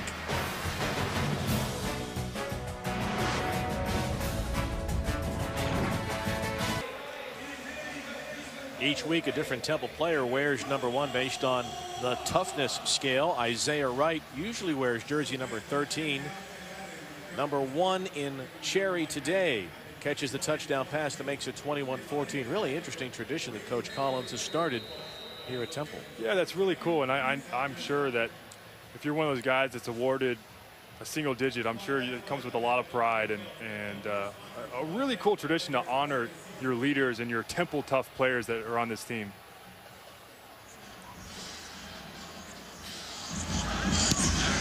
Boomerang's kickoff.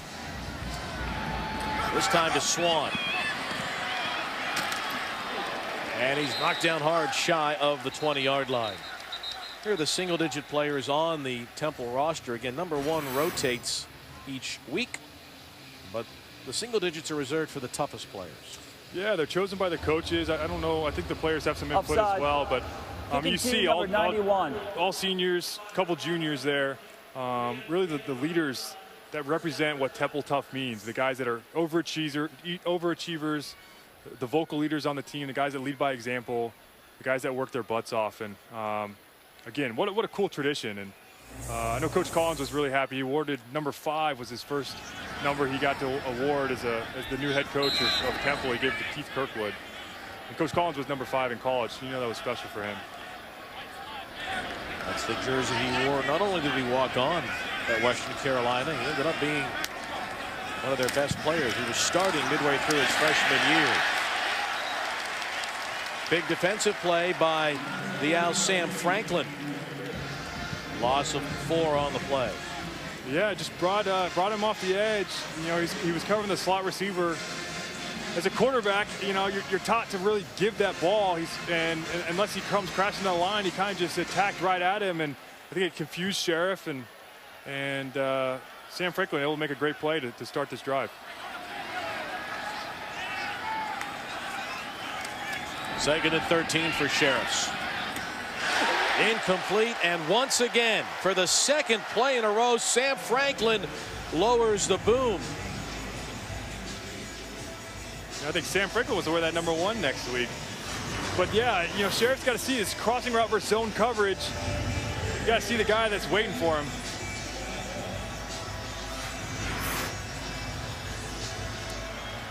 Did he hurt himself? He may have hurt his shoulder, did Sam Franklin. 3rd down. 13 to go.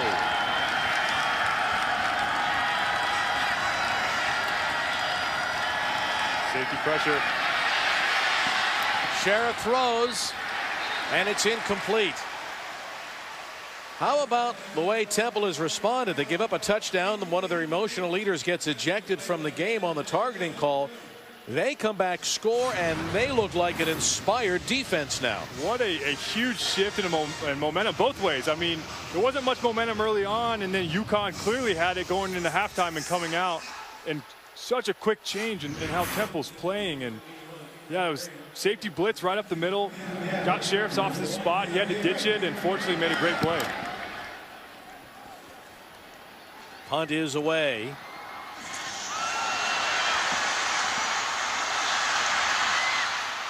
Still on his feet.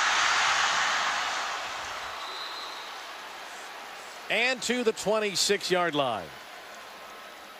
Bloom finally made the tackle on Wright.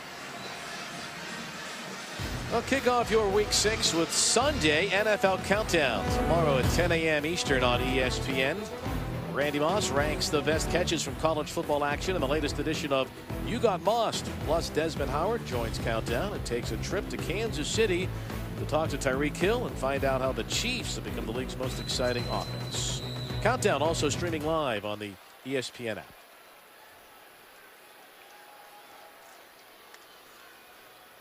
Here's Marshy and the resurgent Owls. Intercepted! Hit his man in stride. Touchdown, Connecticut. Coyle takes it the distance on the pick 6. Wow, I'm speechless. I don't even know what to say. What an unbelievable play for UConn. I mean, I think Marshy got a little greedy here, tried to flow it over the top on a sail route. I think he should have just checked it down clearly. I think he was covered. Should have checked it down. A pick 6, man. Temple had all the momentum there, and to give that big play up. Wow, 28-14. Tyler Coyle with the interception. So Connecticut, which had only forced 2 interceptions and 1 fumble all season long, has 2 today. And those turnovers have led directly to 2 UConn touchdowns. That's the difference in the game. The pick 6 by Coyle puts UConn up 28-14.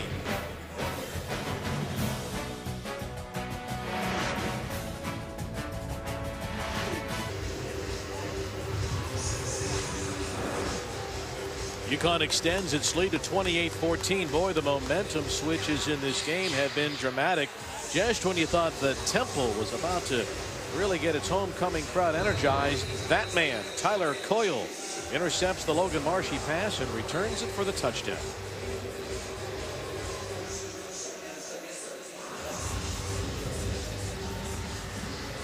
Here's the kickoff coming back now to Temple. And Wright will field it 8 yards deep. Well, let me ask you this. You're a quarterback. You throw a pick six. How does that affect you? How does that affect the way the coach and the coaching staff feels about you on the next possession? What do they do now? Yeah, I wouldn't make a change. I mean, I would keep him out there. He's your quarterback. Obviously, it affects your confidence. You know, they talked about before this game that you know, he needs to make better decisions. He's got to take care of the football. He's got that gunslinger mentality. I think he really thinks he's got a great arm, but I think he thinks he can make every throw no matter what the situation is. And After the play was over, personal foul, unnecessary roughness, receiving team number 30. Half the distance to the goal, first down. Boy, turnovers and key penalties. That is the 4th personal foul penalty against Temple in this game. That is a hard way to win, my friend, when you're committing turnovers and personal foul penalties. Yeah, to me, it's all mental. And, you know, and going back to Marshy, you just got to take care of the football, especially when you play a defense like this, who plays a lot of zone coverage. Just take your check down. You know, stay ahead of the sticks. Don't force things that aren't there. But, yeah, penalties and turnovers. That'll back the Owls up to the 13-yard line. And Marshy can't handle the snap initially. And that's incomplete.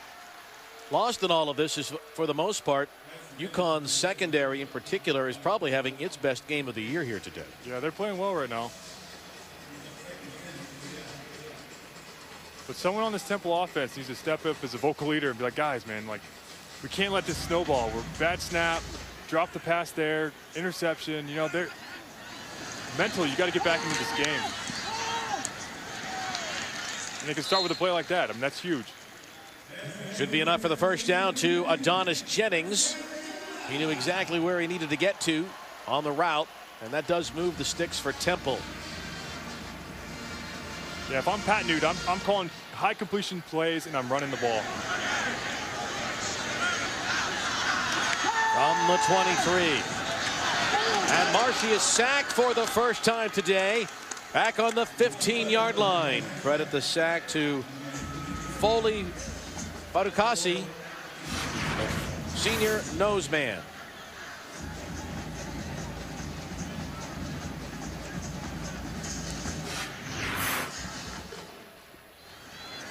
First sack of the day for UConn and for Foley. Marshy on second and very long. Another big collision in the secondary.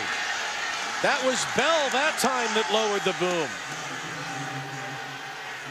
And the Temple player shaken up on the play is Isaiah Wright.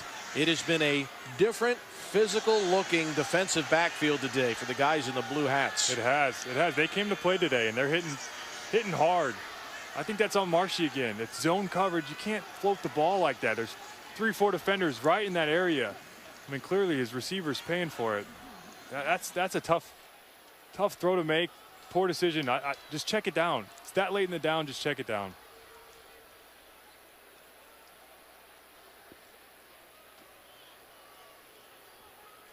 Especially, you don't want to lose Isaiah Wright. I mean, I think their biggest threat to make an explosive play at any time he gets the ball in his hands, and this would be another big loss for Temple. Let's take a look at this Marshy pass. He's throwing it off his back foot, you know. 4 defenders right there with 1 Temple receiver. It's late in the down. You know, he's a younger guy. He's going to keep learning, but especially after the pick 6 he just threw where he kind of did the same thing, you got to be careful with the football. We used to have a coach with the Vikings would say that the hopes and dreams lie in your hands when you're carrying that football or when you're throwing the ball. It's 3rd down and 18 now for Marshy. He pushed him out of bounds. The ball was in the air, but it was an uncatchable ball. They do throw the flag. They do throw the flag. Yeah, pass interference. Pass interference. Defense number 1. 15-yard penalty. Automatic.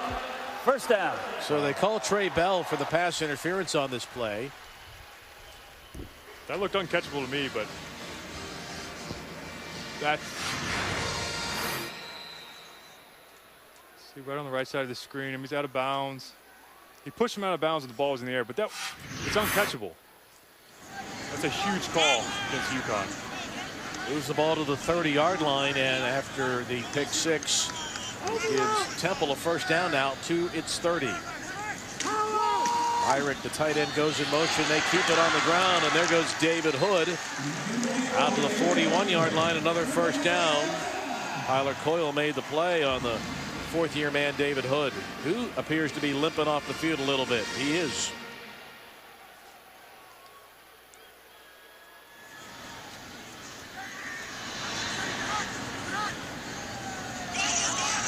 Now from the 41-yard line, Bob Richovato is coming to the ball game now, replacing the injured David Hood in the backfield. The guy they call Nitro running with the football.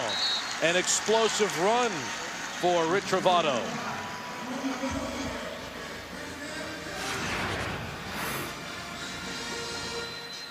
Pull the left guard, follows his block, great run. Now from the 45 of UConn to the tight end. And that'll be another first down ahead to the 32-yard line. Chris Myrick with his first reception of the day. The penalty gave Temple new life, and Marshy's taking advantage of it. And I think that's been the big story of this game is how penalties have impacted the scoring of this game. It's really been the storyline on third and long situations that have resulted in touchdowns. It's really been amazing. From the 32-yard line now of Connecticut, this is Armstead. He gets inside the 30-yard line. Hood's hobbled. Armstead is hobbled. They've already lost their left tackle, Leon Johnson, for the game. So Temple's a little bit beat up and short-handed on this offensive side of the ball. Armstead's doing all he can to stay in the game. The junior tailback. 94 is down for UConn. But it's good to see Isaiah Wright's back on the field.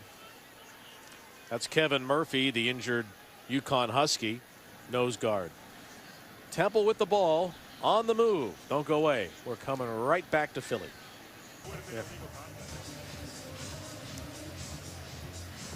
Saturday afternoon in the Atlantic, Lincoln Financial Field in Philadelphia, midway through October. And the Temple Owls trying to rally, down 2 touchdowns at the moment. But their quarterback, Marshy, trying to bounce back from throwing a pick 6.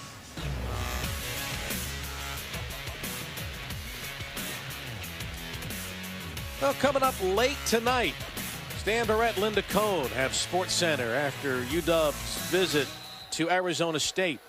That'll be tonight, also streaming live on the ESPN app. Marshy on second down, floats it over to the tight end, Yeboah.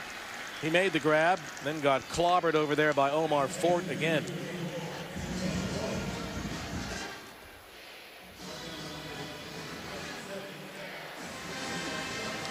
Going to set up a big third down now for Temple.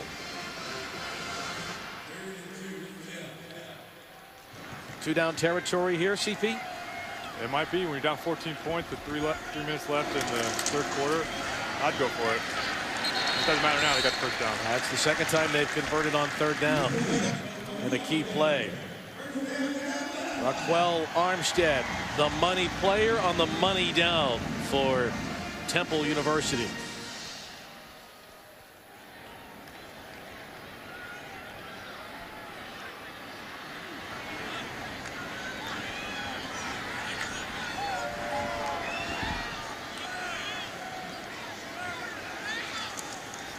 Marshy on first down, looks left, throws left. He's got his man, but he overthrows Jennings.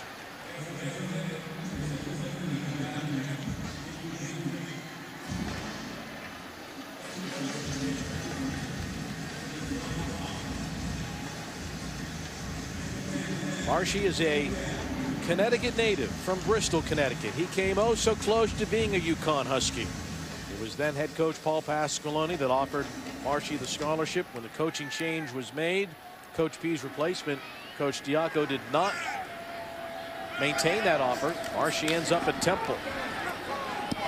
And he delivers the ball low here on second down. So it's worked out fine for Logan, but you know he would love to beat his home state team. It's going to take a nearly Herculean effort now at this point, though. Down 2 touchdowns late in the third. Yeah, misses a wide open guy. You know, right-hand quarterback, it's harder to roll to your left than your right, but It's a route you've been running since middle school, the smash route. You got a hitch outside and a corner route inside, and just misses a wide open guy. 3rd down and 10. Marshy's pass is caught again by Jennings. Just shy of the 1st down. It will be 4th and 1. It looks like they are. Swan made the play defensively. Jennings got 9. They needed 10. Bringing the fullback onto the field.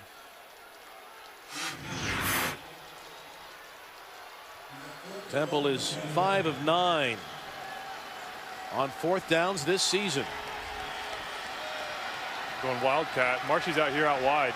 And Isaiah Wright, number 1, takes the direct snap, fakes the handoff, spins, and he's right near the marker, but did he get it? Isaiah Wright. He didn't get it.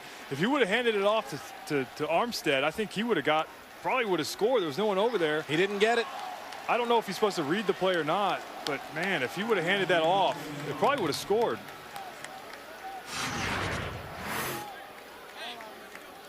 Didn't hand it off, keeps it himself.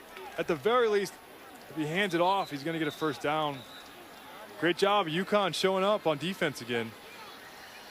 A key 4th down stop for the Huskies late in the 3rd. They'll take over on their own 12-yard line.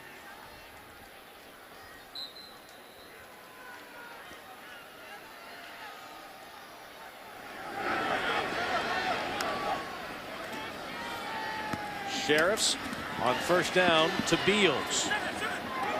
Ball is loose. And Temple's got it on the 21-yard line.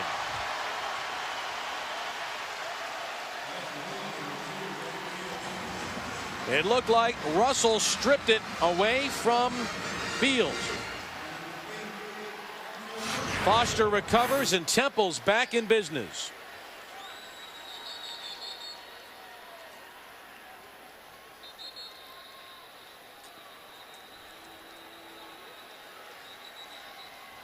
Wow. And great job by Chappelle Russell stripping that ball. That is huge for Temple and tough for the UConn defense. I mean, you're sitting on the bench after a 4th and 1 stop, and now you got to get back out there. Sudden change. Look for Temple to take a shot in one of these first couple plays. Here's Armstead around the left end, and the nifty junior tailback gets knocked out of bounds by Junior Joseph. It'll be 2nd down and 3 for Marshy and Temple.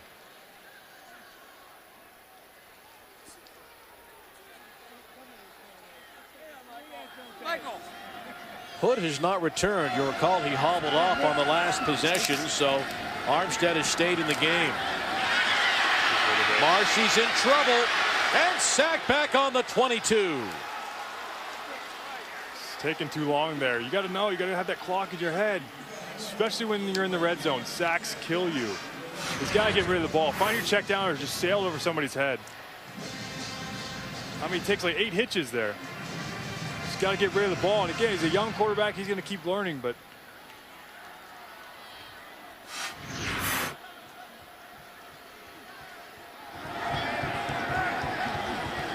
on 3rd down, Marshy looks left, throws that way, and it's caught right at the sticks. It will be enough for the 1st down to Keith Kirkwood.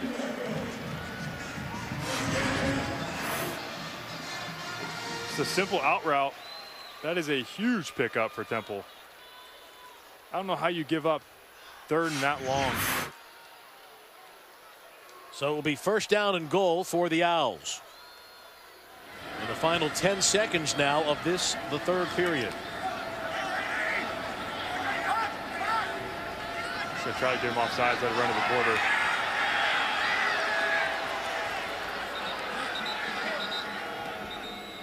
And they're going to flip ends. And Temple will start with the ball, 1st and goal on the 10 when we begin quarter number 4. Oh, we're in for a good finish, it appears, today at the Link. Temple trying to rally on a homecoming Saturday.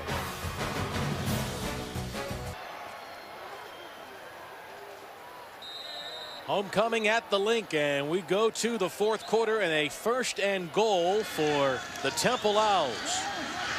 And Armstead scores again.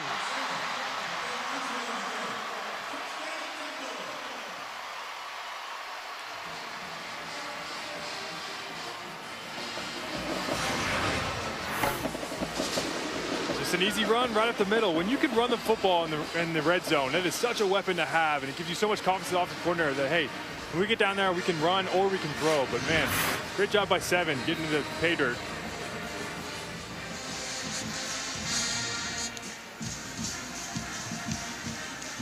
Now Bumari in to attempt the extra point. And it's good. So the turnover, the fumble recovered by Temple, gives them the ball in great field position, and Armstead takes it in for Temple's 3rd score of the game. It's been pretty sloppy football, but really close game through 3 quarters.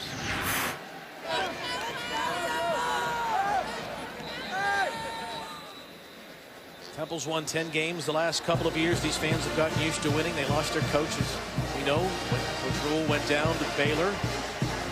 But they're used to winning here, and that hasn't always been the case at Temple.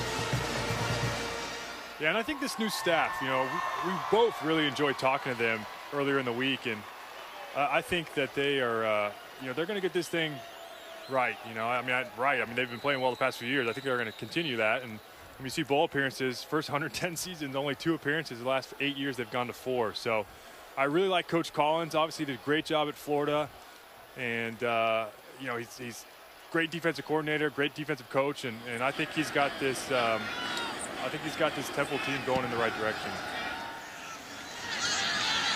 UConn will get the ball back. Here is the kickoff return by Skanes.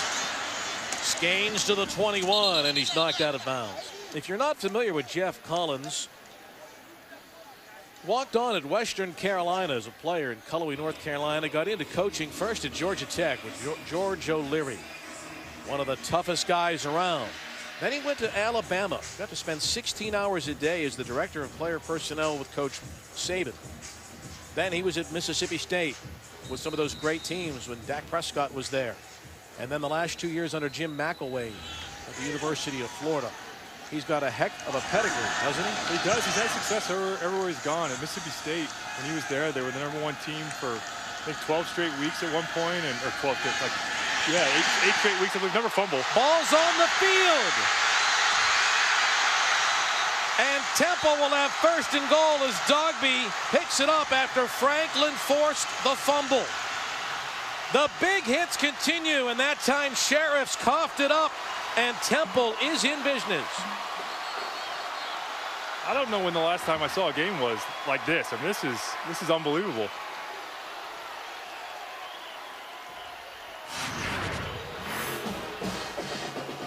They're calling it a fumble on the field.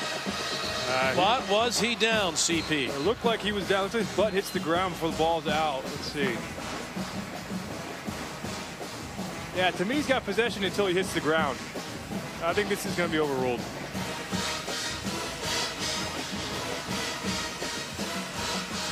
I believe you're right.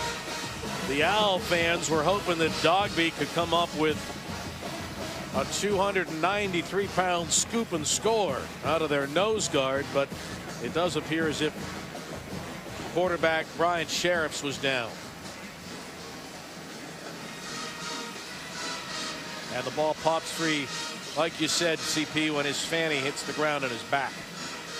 That was a little lookout block by Ryan Vandermark there at the right tackle. Sheriff's taken a few big hits. He had one on a run earlier, but you know, that one doesn't feel good. At least you're going to feel good about getting the ball back.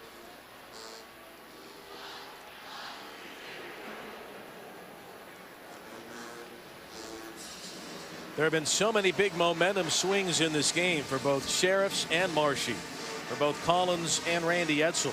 Just when you think you've got the momentum, something wild and crazy happens, and that's what we've had here today. Yeah, it seems like once one team gets the momentum, it quickly shifts the other way. I mean, it's been a really crazy game. It's actually really been fun to watch.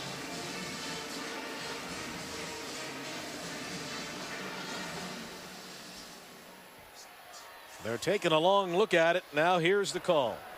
After further review, the quarterback was down prior to the ball coming loose. It will be UConn's ball, 2nd down at the 15-yard line. Please reset the game clock to 14:46. 14-4-6, please. So it's a clean sack, but as you called it, Christian, clearly the ground caused the fumble. So they're going to have a 2nd down and 20 after the sack. But Sheriffs and the Huskies will maintain possession of the ball.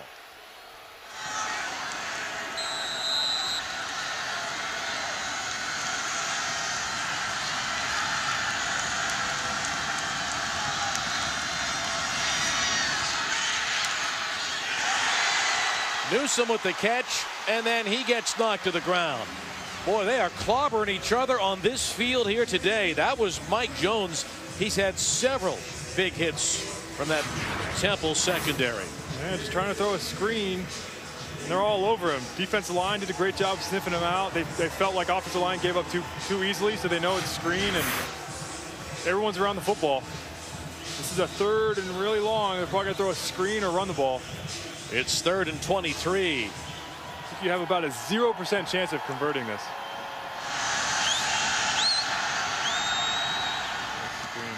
Screen to the left side. And Dixon is knocked down on the 21. So Temple will get the ball back, trailing by 7 early here in the 4th. They've won 6 straight homecoming games here at Temple.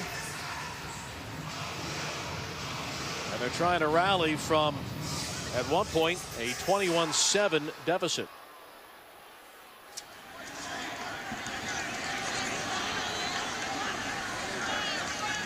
Here's Brett Graham, the punter. Short kick, and it takes a Temple bounce.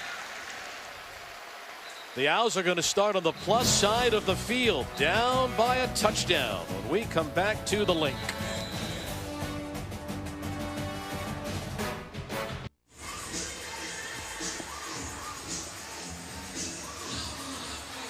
We got ourselves a ball game here at the Link. UConn 28, Temple 21. And the Owls start on the plus side of the field on the Huskies' 48-yard line. Marshy out of the pistol. Down the right side. Did Jennings get his foot in? You bet he did. First down, Temple. Nice catch. That was great timing. You let that ball go early. You saw a lot of touch in the ball. It gave Jennings time to find the ball on the sideline, and big play.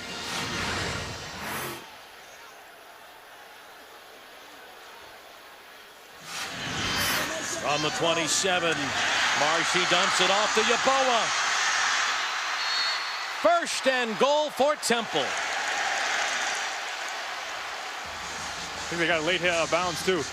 This is the 2nd time where Yeboah's leaked out in the flat and just uncovered, and it's twice they've gotten big plays out of it. I don't know why. They're bringing pressure. They're not dropping the guy, dropping an end to cover. Late hit out of bounds. Defense number 36. Half the distance to the goal from the out-of-bounds spot. First down. Going back to that Adonis Jennings catch, it looks as his left foot, his left toe out of bounds. It's hard to tell from that angle, but at a different angle, it looked like it was close. I'm surprised they didn't review it. First and goal on the 3. Armstead. And the Huskies defense denies him, stopping him on the 3-yard line. It will be 2nd and goal. You know, going back, we were talking about Coach Collins earlier. Now that we're on the opposite side of the ball, you know, he was a defense coordinator at Florida. He's a defensive coach. I asked him, you know, do you spend much time with the offense? He actually says that, number one, he coaches the defensive scout team when the offense is out in the practice field. But he comes up with these elite 8 plays that he gives to the offensive coordinator every week. He watches film. He's like, these 8 plays are going to work. You have to call them. And I thought that was pretty cool. I've never heard a head coach do that before. 2nd and goal, and Armstead gets rocked again.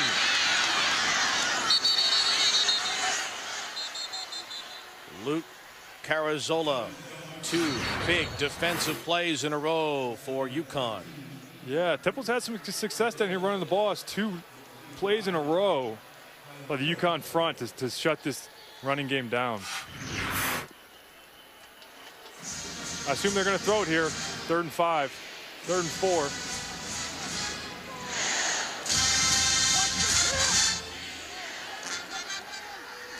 And cover 0.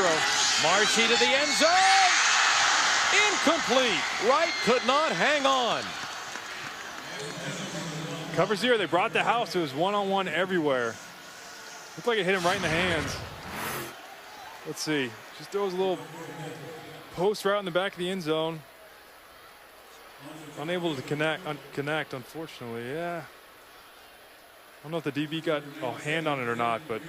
So Aaron Bumeri will come in to attempt a field goal of just about 21 yards, roughly the same distance as an extra point.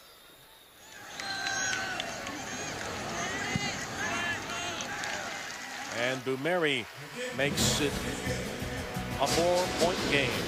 Temple creeping back, 28-24, Huskies in the fourth.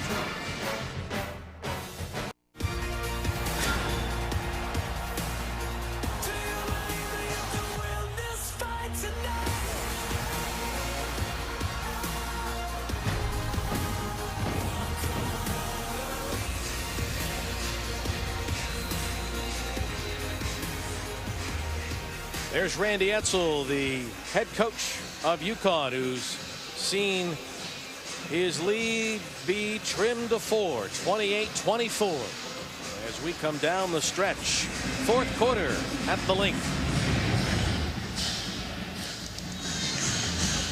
Skane's looking up into the sun. He'll take a knee, and it'll be UConn ball following the touchback. Well, you're an ex-quarterback, Mr. Ponder, at Florida State and in the NFL. Give us your assessment of what we've seen from Marshy and Sheriffs here today. Yeah, Marshy, typically it's the reverse. I think Sheriffs is the guy known for throwing the ball over the yard, getting a lot of passing yards all year. Only at 84, but he's thrown 3 touchdowns. Marshy throwing the ball really well. I think he's had a couple poor decisions, but both have 2 interception each, and we'll see. The fourth quarter is where it matters, where you make your money as a quarterback. Sheriffs on first down, connects with McLean. He got about 9, maybe 10 with forward progress, and they will move the sticks out to the 35-yard line. If you're not familiar with Brian, he's from suburban Atlanta. He initially signed and played at NC State as a freshman and then transferred to the University of Connecticut. He's a veteran guy. Coming into this season, new coaching staff. He didn't even win the starting job on opening day, but he hung in there. He is a tough kid, mentally tough. And if you go back and look at Bryant's career statistics, all-time at Connecticut, he's among the most prolific passers they've ever had in Stores. He has, and he has a number of games left, so I'm sure he's going to keep climbing the record books. But Coach Edsall said when they first got there, he sat down with Bryant and they had a tough conversation. He said he's been coaching him really tough, and he said he loves how he responded. That throw is incomplete. A couple of heavy hits in the backfield that had the fans here at the link oohing and awing. 2 big hits on this play. Ooh.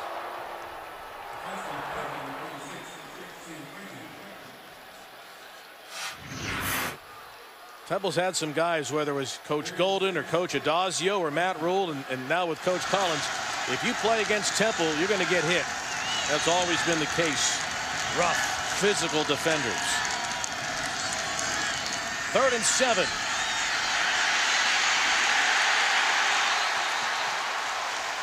The Owl defense continues to swarm. Jacob Martin, the senior from Colorado, with the sack.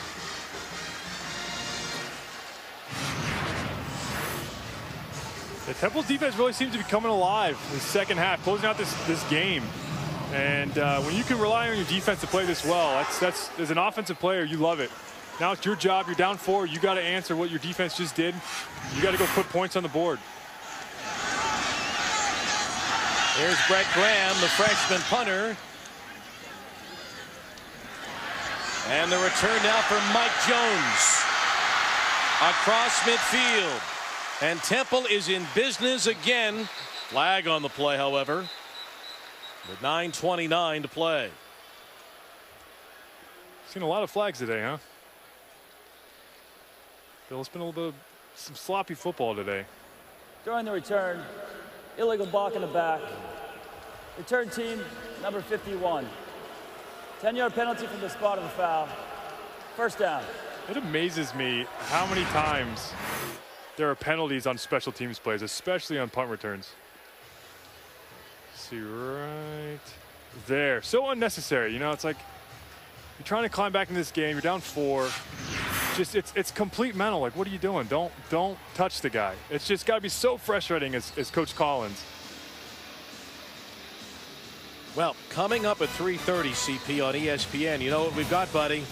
The Red River Showdown. Baker Mayfield and number 12 Oklahoma take on Texas at the Cotton Bowl, streaming live on the ESPN app in your hometown. Big D. Do you have Baker Mayfield winning the Heisman? What do you think? You got him. His you got Saquon Barkley. Incredible. That's going to be a great game to watch. Yeah, it'll be fun. It'll be fun to turn that one on the ESPN app. First down throw, and here come the Owls. Position. They said Raquel. They weren't sure if he was actually going to play today. He's actually we've called his number a lot. You can tell he's running off the field right now. He doesn't look healthy. I'm going with that to answer your question. Right now, if I had a vote, which I do not, Barkley. Yeah, he's unbelievable. And I think Bryce Love is in my top 3 from Stanford. Yeah, it's such a bummer though. You know, everyone's sleeping while that game's being played. Hood trying to pick his way around out there. Actually, that was Trayvon Williams. My mistake. Hood has not returned since being injured, hobbling off the field earlier in the game. First carry for the sophomore Trayvon Williams. Not all of us have 2 beautiful kids to take care of. We can step and watch the Pac-12 after dark. Third down now. Key third down for Temple. Just shy of midfield for Marshy. He's got his man, but it's dropped. It's just a deep hook route. He had the guy. He had Ventel Bryant. Just threw it inside. You know, he let it go early. He's trying to time it right, which you're supposed to do. Just actually, Swan got a hand on there too on the defender. Yep. Like we talked about a lot this game, their defensive backs for UConn have played really well. One of their weaknesses coming into this game, and they've stepped up their game. Alex Starzik is the Temple punter.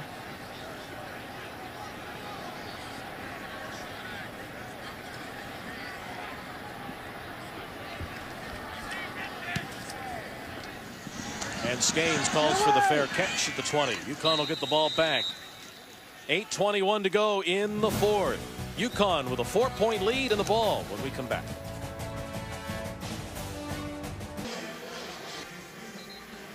Well, the folks in Connecticut glad to have Randy Edsall back in his second stint. He was back in 2010. His first time as the head coach of the Huskies when UConn clinched that BCS bid.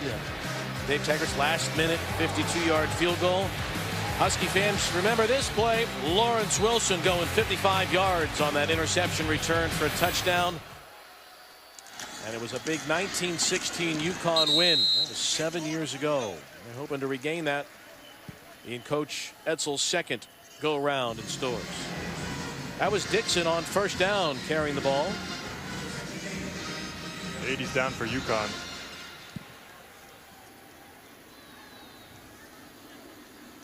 That is Tommy Myers, one of Randy's tight ends.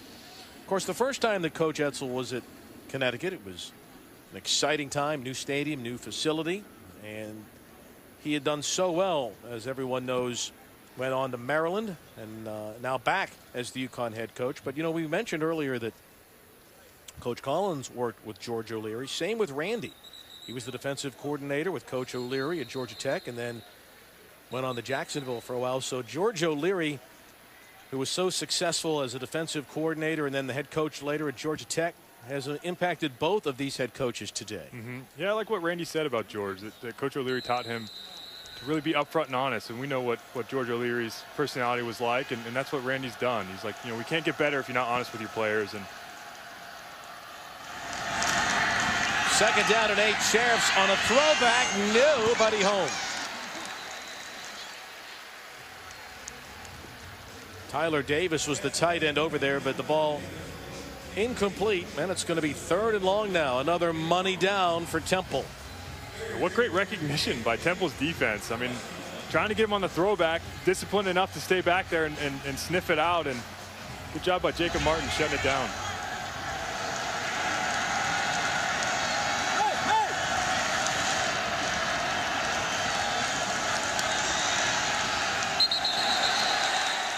3rd and 9 just became 3rd and 14. Offense number 74. 5-yard penalty. 3rd down. That's Ryan Vandermark, who they've got great hopes for. Big 6'7" true freshman tackle. Yeah, I don't know.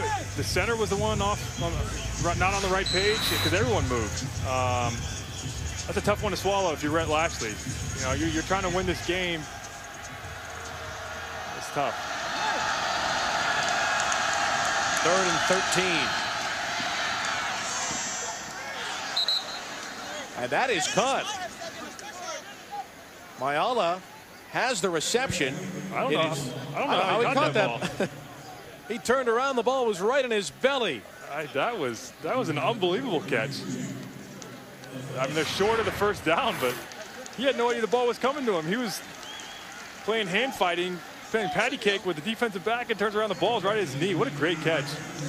I mean, it's a good job. You know, you want to win the field position battle, get a little more yards for the punt, but Temple's defense again, you know, last 2 drives have shut UConn down, and it's up to this offense. 7 minutes left. Graham, the putter. Good punt. Isaiah Wright, the fair catch, and the ball goes over to Temple. Well, our Week 6 Monday night football matchup has the Colts in Tennessee to take on the Titans.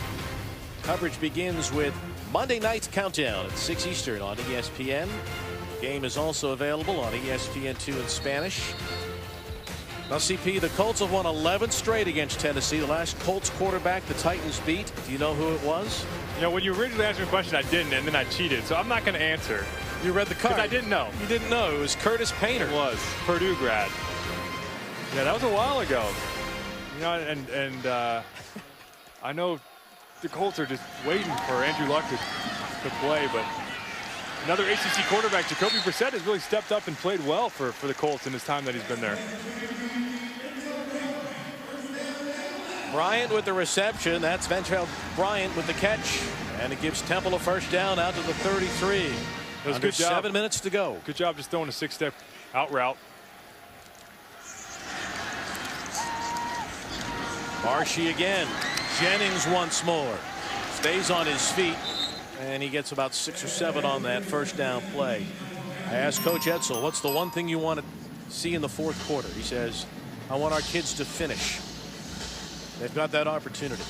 Yeah, they've talked about so much about consistency and whether it was finishing in the red zone on offense or just finishing the game in its entirety and playing consistent for 4 quarters. And let's see if they can close it out. I mean, they're up by 4. This is right where they want to be. Marshy to the air. Nice catch, Isaiah Wright. 1st down, Temple. That's that same throw. They've thrown this ball. It's a little sail route. You got to go around on the outside, and then just the slot guy's running a sail route deep out. And yeah, that's the throw that he threw that pick 6 on earlier in the game, and fortunately was able to get it up and over for this time and complete the ball. It was a great throw. Good touch. Now, I should mention David Hood is back in the game. He's off the left hip of Logan Marshy, their junior tailback. Marshy throws it to him. On cue, Hood. 1st down to the 27. That was a blown assignment. No one took the running back out of the backfield. They're playing zone. I think they're playing quarters. You know, the cornerback, the boundary corner and the boundary safety took the wide receiver. No one covered the running back out of the backfield. Ahead to the 27. Marshy looking to Hood again, and he overthrows him that time. They ran the same exact play, and now we got a penalty on the field.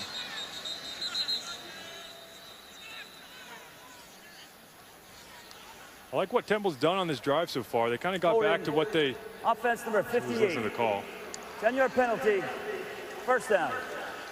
So holding, but you know, earlier in the game, they just kept throwing these easy stops, quick outs, and then they got away from it a little bit, and we see this drive, they're getting back to it. It's easy throws. They're playing such soft zone coverage that it's really easy for these guys to just throw the ball out there and complete the majority of those throws, and they're doing that again on this drive, and we're seeing it's working. Holding call, though, that's tough. Moves it back to the 37. Marshy overshoots Jennings.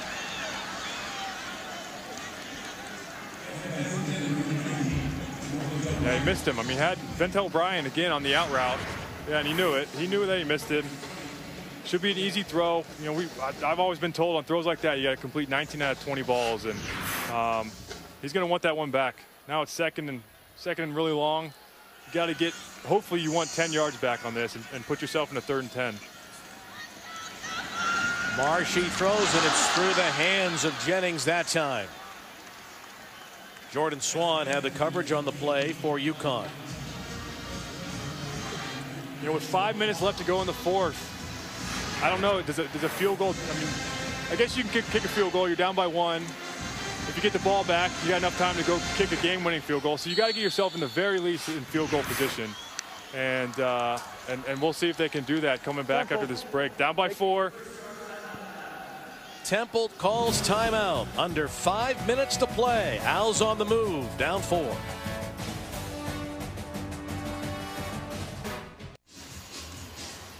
Jeff Collins calls the timeout. His team's down 4 with just under 5 minutes remaining in the 4th quarter, having 3rd and 20. With the ball on the 37 of UConn. Yeah, I think right here you try to get as big of a chunk as you can get. See if you can get yourself in field goal range. Marshy on 3rd down, dumps it off. This is Hood.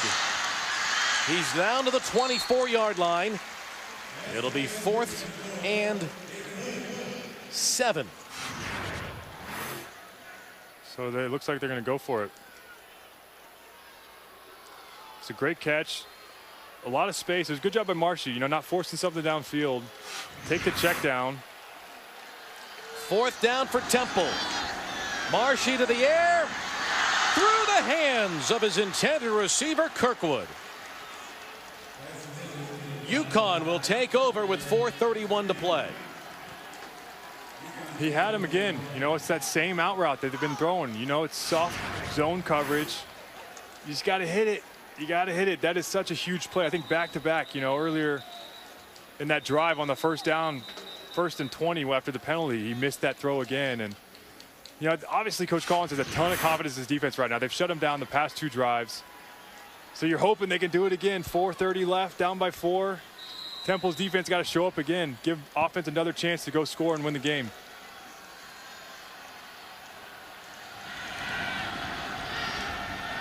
Sheriffs hands it off to Newsom. And he got maybe a half a yard on the play. That was Sam Franklin filling the hole that made the stop. Now recall, Temple does have 2 timeouts remaining. We're not that late yet. There's still over 4 minutes to play. And now the clock will stop due to an injured Temple player. UConn's got to be really careful. They don't want to get too conservative. I know they're playing with a lead. It's your 4-minute offense is your mentality. 4-minute offense for me is, you know, we're going to run the ball. We're going to try to run the clock. We don't want incompletions. We want to force Temple to call timeouts to stop the clock. And obviously you don't want turnovers. You don't want sacks. So this is what they're going to do. And you know, but you don't want to go 3 and out and give UConn or give Temple the ball back with 3.5 minutes. Michael Dogby, the injured Temple player. This is what's on the line for UConn. 1-4. They're winless in league play to this point. And they've got a couple of home games coming up, including a non-conference game with Mizzou in 2 weeks. Yeah, this game will be their halfway mark. You know, it'll help determine what the story of the first half was. Obviously, I mean, 4 straight losses is kind of the big story. But if you can get your first conference win against a good opponent in Temple's house, I mean, that can change the rest of your season. I mean, they do. The American Conference looks good this year. They got a tough schedule remaining, but a win can bring in a lot of confidence for any team. Sheriff's going to run, and he's got a lot of room. Sheriff's to the 30, and they track him down on the 24-yard line. That is a huge play. I mean, that's your field goal range. You run a bunch more time off the clock. I mean, that is what Temple did not want to do. Great job by Sheriffs. Being aware of guys behind him, covering that ball so nothing happens. Just the easy quarterback draw. They pull the tackle. No one's there to fill the gap. Huge play for UConn's offense. I'll keep running the ball. Sheriff had thrown for 400 yards in the last 2 games. If UConn wins today, it's going to be because of his legs. That's a gain of a yard. Clock now under 3 minutes to play. Thomas made the tackle that time on Arkell Newsome. See, when Temple starts using their timeouts,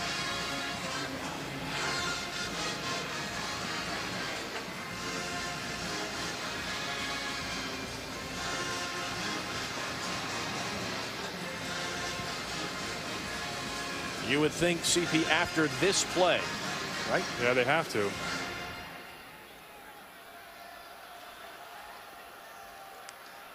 Sheriff slaps his hands, another quarterback draw. And he's down to the 22. Yeah, he missed the same hole he had on the previous 2 plays where he had that long run. If he would have cut it back inside, I think he would have got 10, 15 yards. He decided to go outside of the pulling tight end. I don't know what he's looking at. Weird that Temple didn't call a timeout there now. They're going to let the clock run, and Connecticut may end up taking the timeout here. Let the play clock go all the way down and call a timeout. Talk what you're going to do on 3rd and 7. And there it is. Yeah, I don't think that's what their intention was. It looked like they were going to run a play, and then there was some confusion, and they called timeout. But it's 3rd and 7. Give yourself some time to talk about, hey, this is what we're going to do. Let's execute to get a first down and seal this game.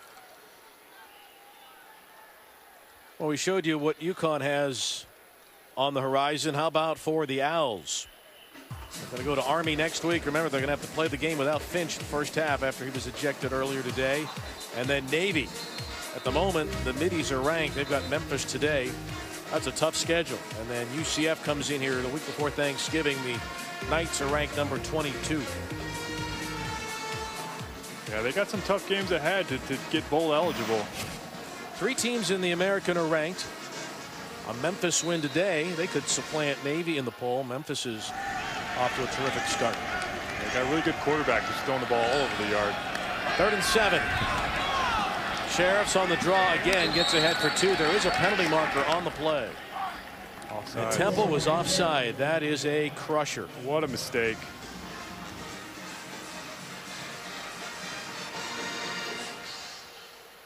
When he goes back and watches the tape, in fact, Jeff's not even going to have to watch it. Defense number 36. Wow. 5-yard penalty. 3rd down. Season high in penalties and penalty yards today for Temple University. This play kind of sums it up. Yeah. Penalties have really defined this game. I mean, they have come at crucial times all throughout this game on both sides, and what a mistake. 3rd and 2 now, 3rd and 1.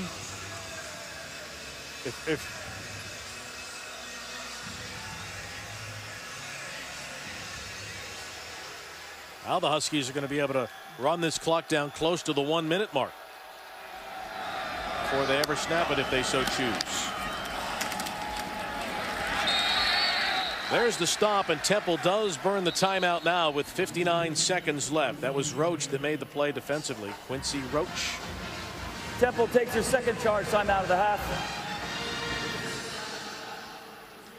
There are a couple of streaks on the line. Connecticut has lost 8 straight road games, 8 straight conference games. That is what's on the line for UConn if they can figure out a way to hold on in the final 59 seconds today.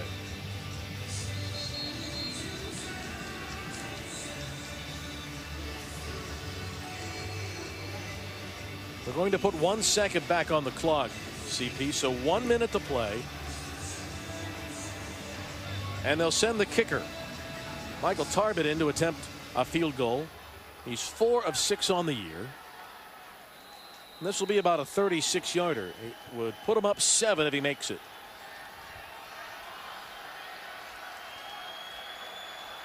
With 1 minute to play. And it is no good. And Temple is still alive with 55 seconds to play. Drama on Broad Street. Temple has the ball, 1 timeout left. Down 28-24 after Tarbett misses wide right. Wow, that was a critical miss. You want to go up 7 less than a minute left, and now you give Temple the ball back with 55 seconds, down by 4. They get a touchdown, they win the game. UConn secondary, they've played well this whole game. Let's see if they can do it now to close this game out. You know Temple's going to be throwing the ball.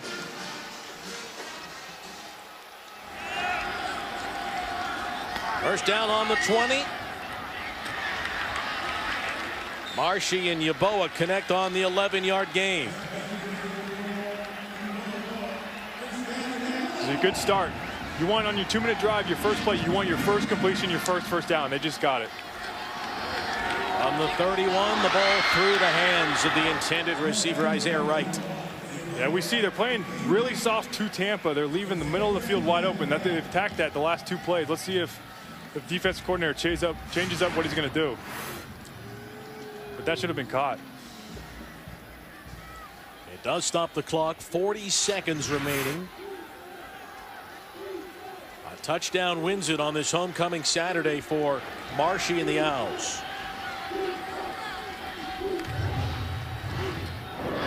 Short to David Hood. Yards after catch, and Hood is across midfield, and the Owls are ahead to the 44-yard line in the final 30 seconds.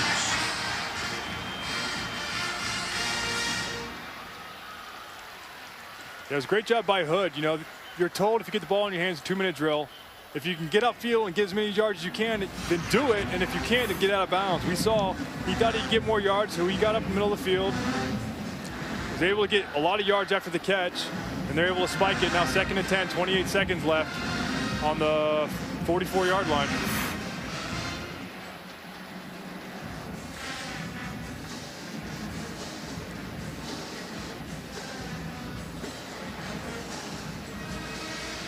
Logan Marshy, the Connecticut native, is 44 yards away from being a hero in Philadelphia. To the air. Incomplete as Yancey nearly had it on the deep slant. Braden Brown, the freshman, defended on the play for UConn. Yeah, another drop pass. He had him. Great throw to get it past the linebacker. You know, if I'm 14, just go to the ground with the catch, you know. That's a huge drop. You got to make plays to win this game. You got to make them. And again, what they've done the whole drive, besides that check down they threw, they're attacking the middle of the field. Again, it's the same coverage every time. Got to get out of bounds. Hood stays on his feet. Hood to the far side. Can he turn the corner? No, and he's inbounds. 8 seconds left. You know, right now, time is way more important than getting 1 yard. You know, he had the chance to get out of bounds, get out of bounds. Now you only got 8 seconds left. You got no timeouts. And that's a long way to go in 8 seconds. And it's 4th down. So the Temple team calls timeouts. Look how much time came off this clock.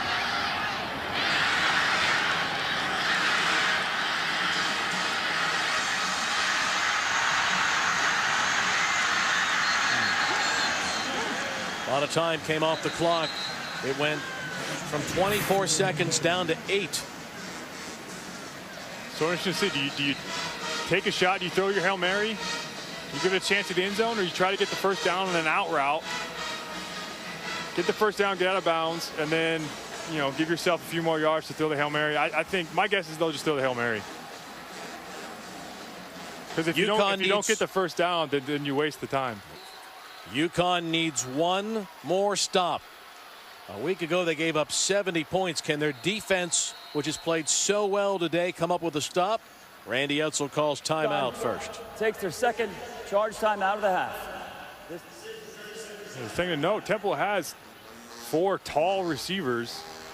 You just give them a chance in the end zone, they could very well go make a play.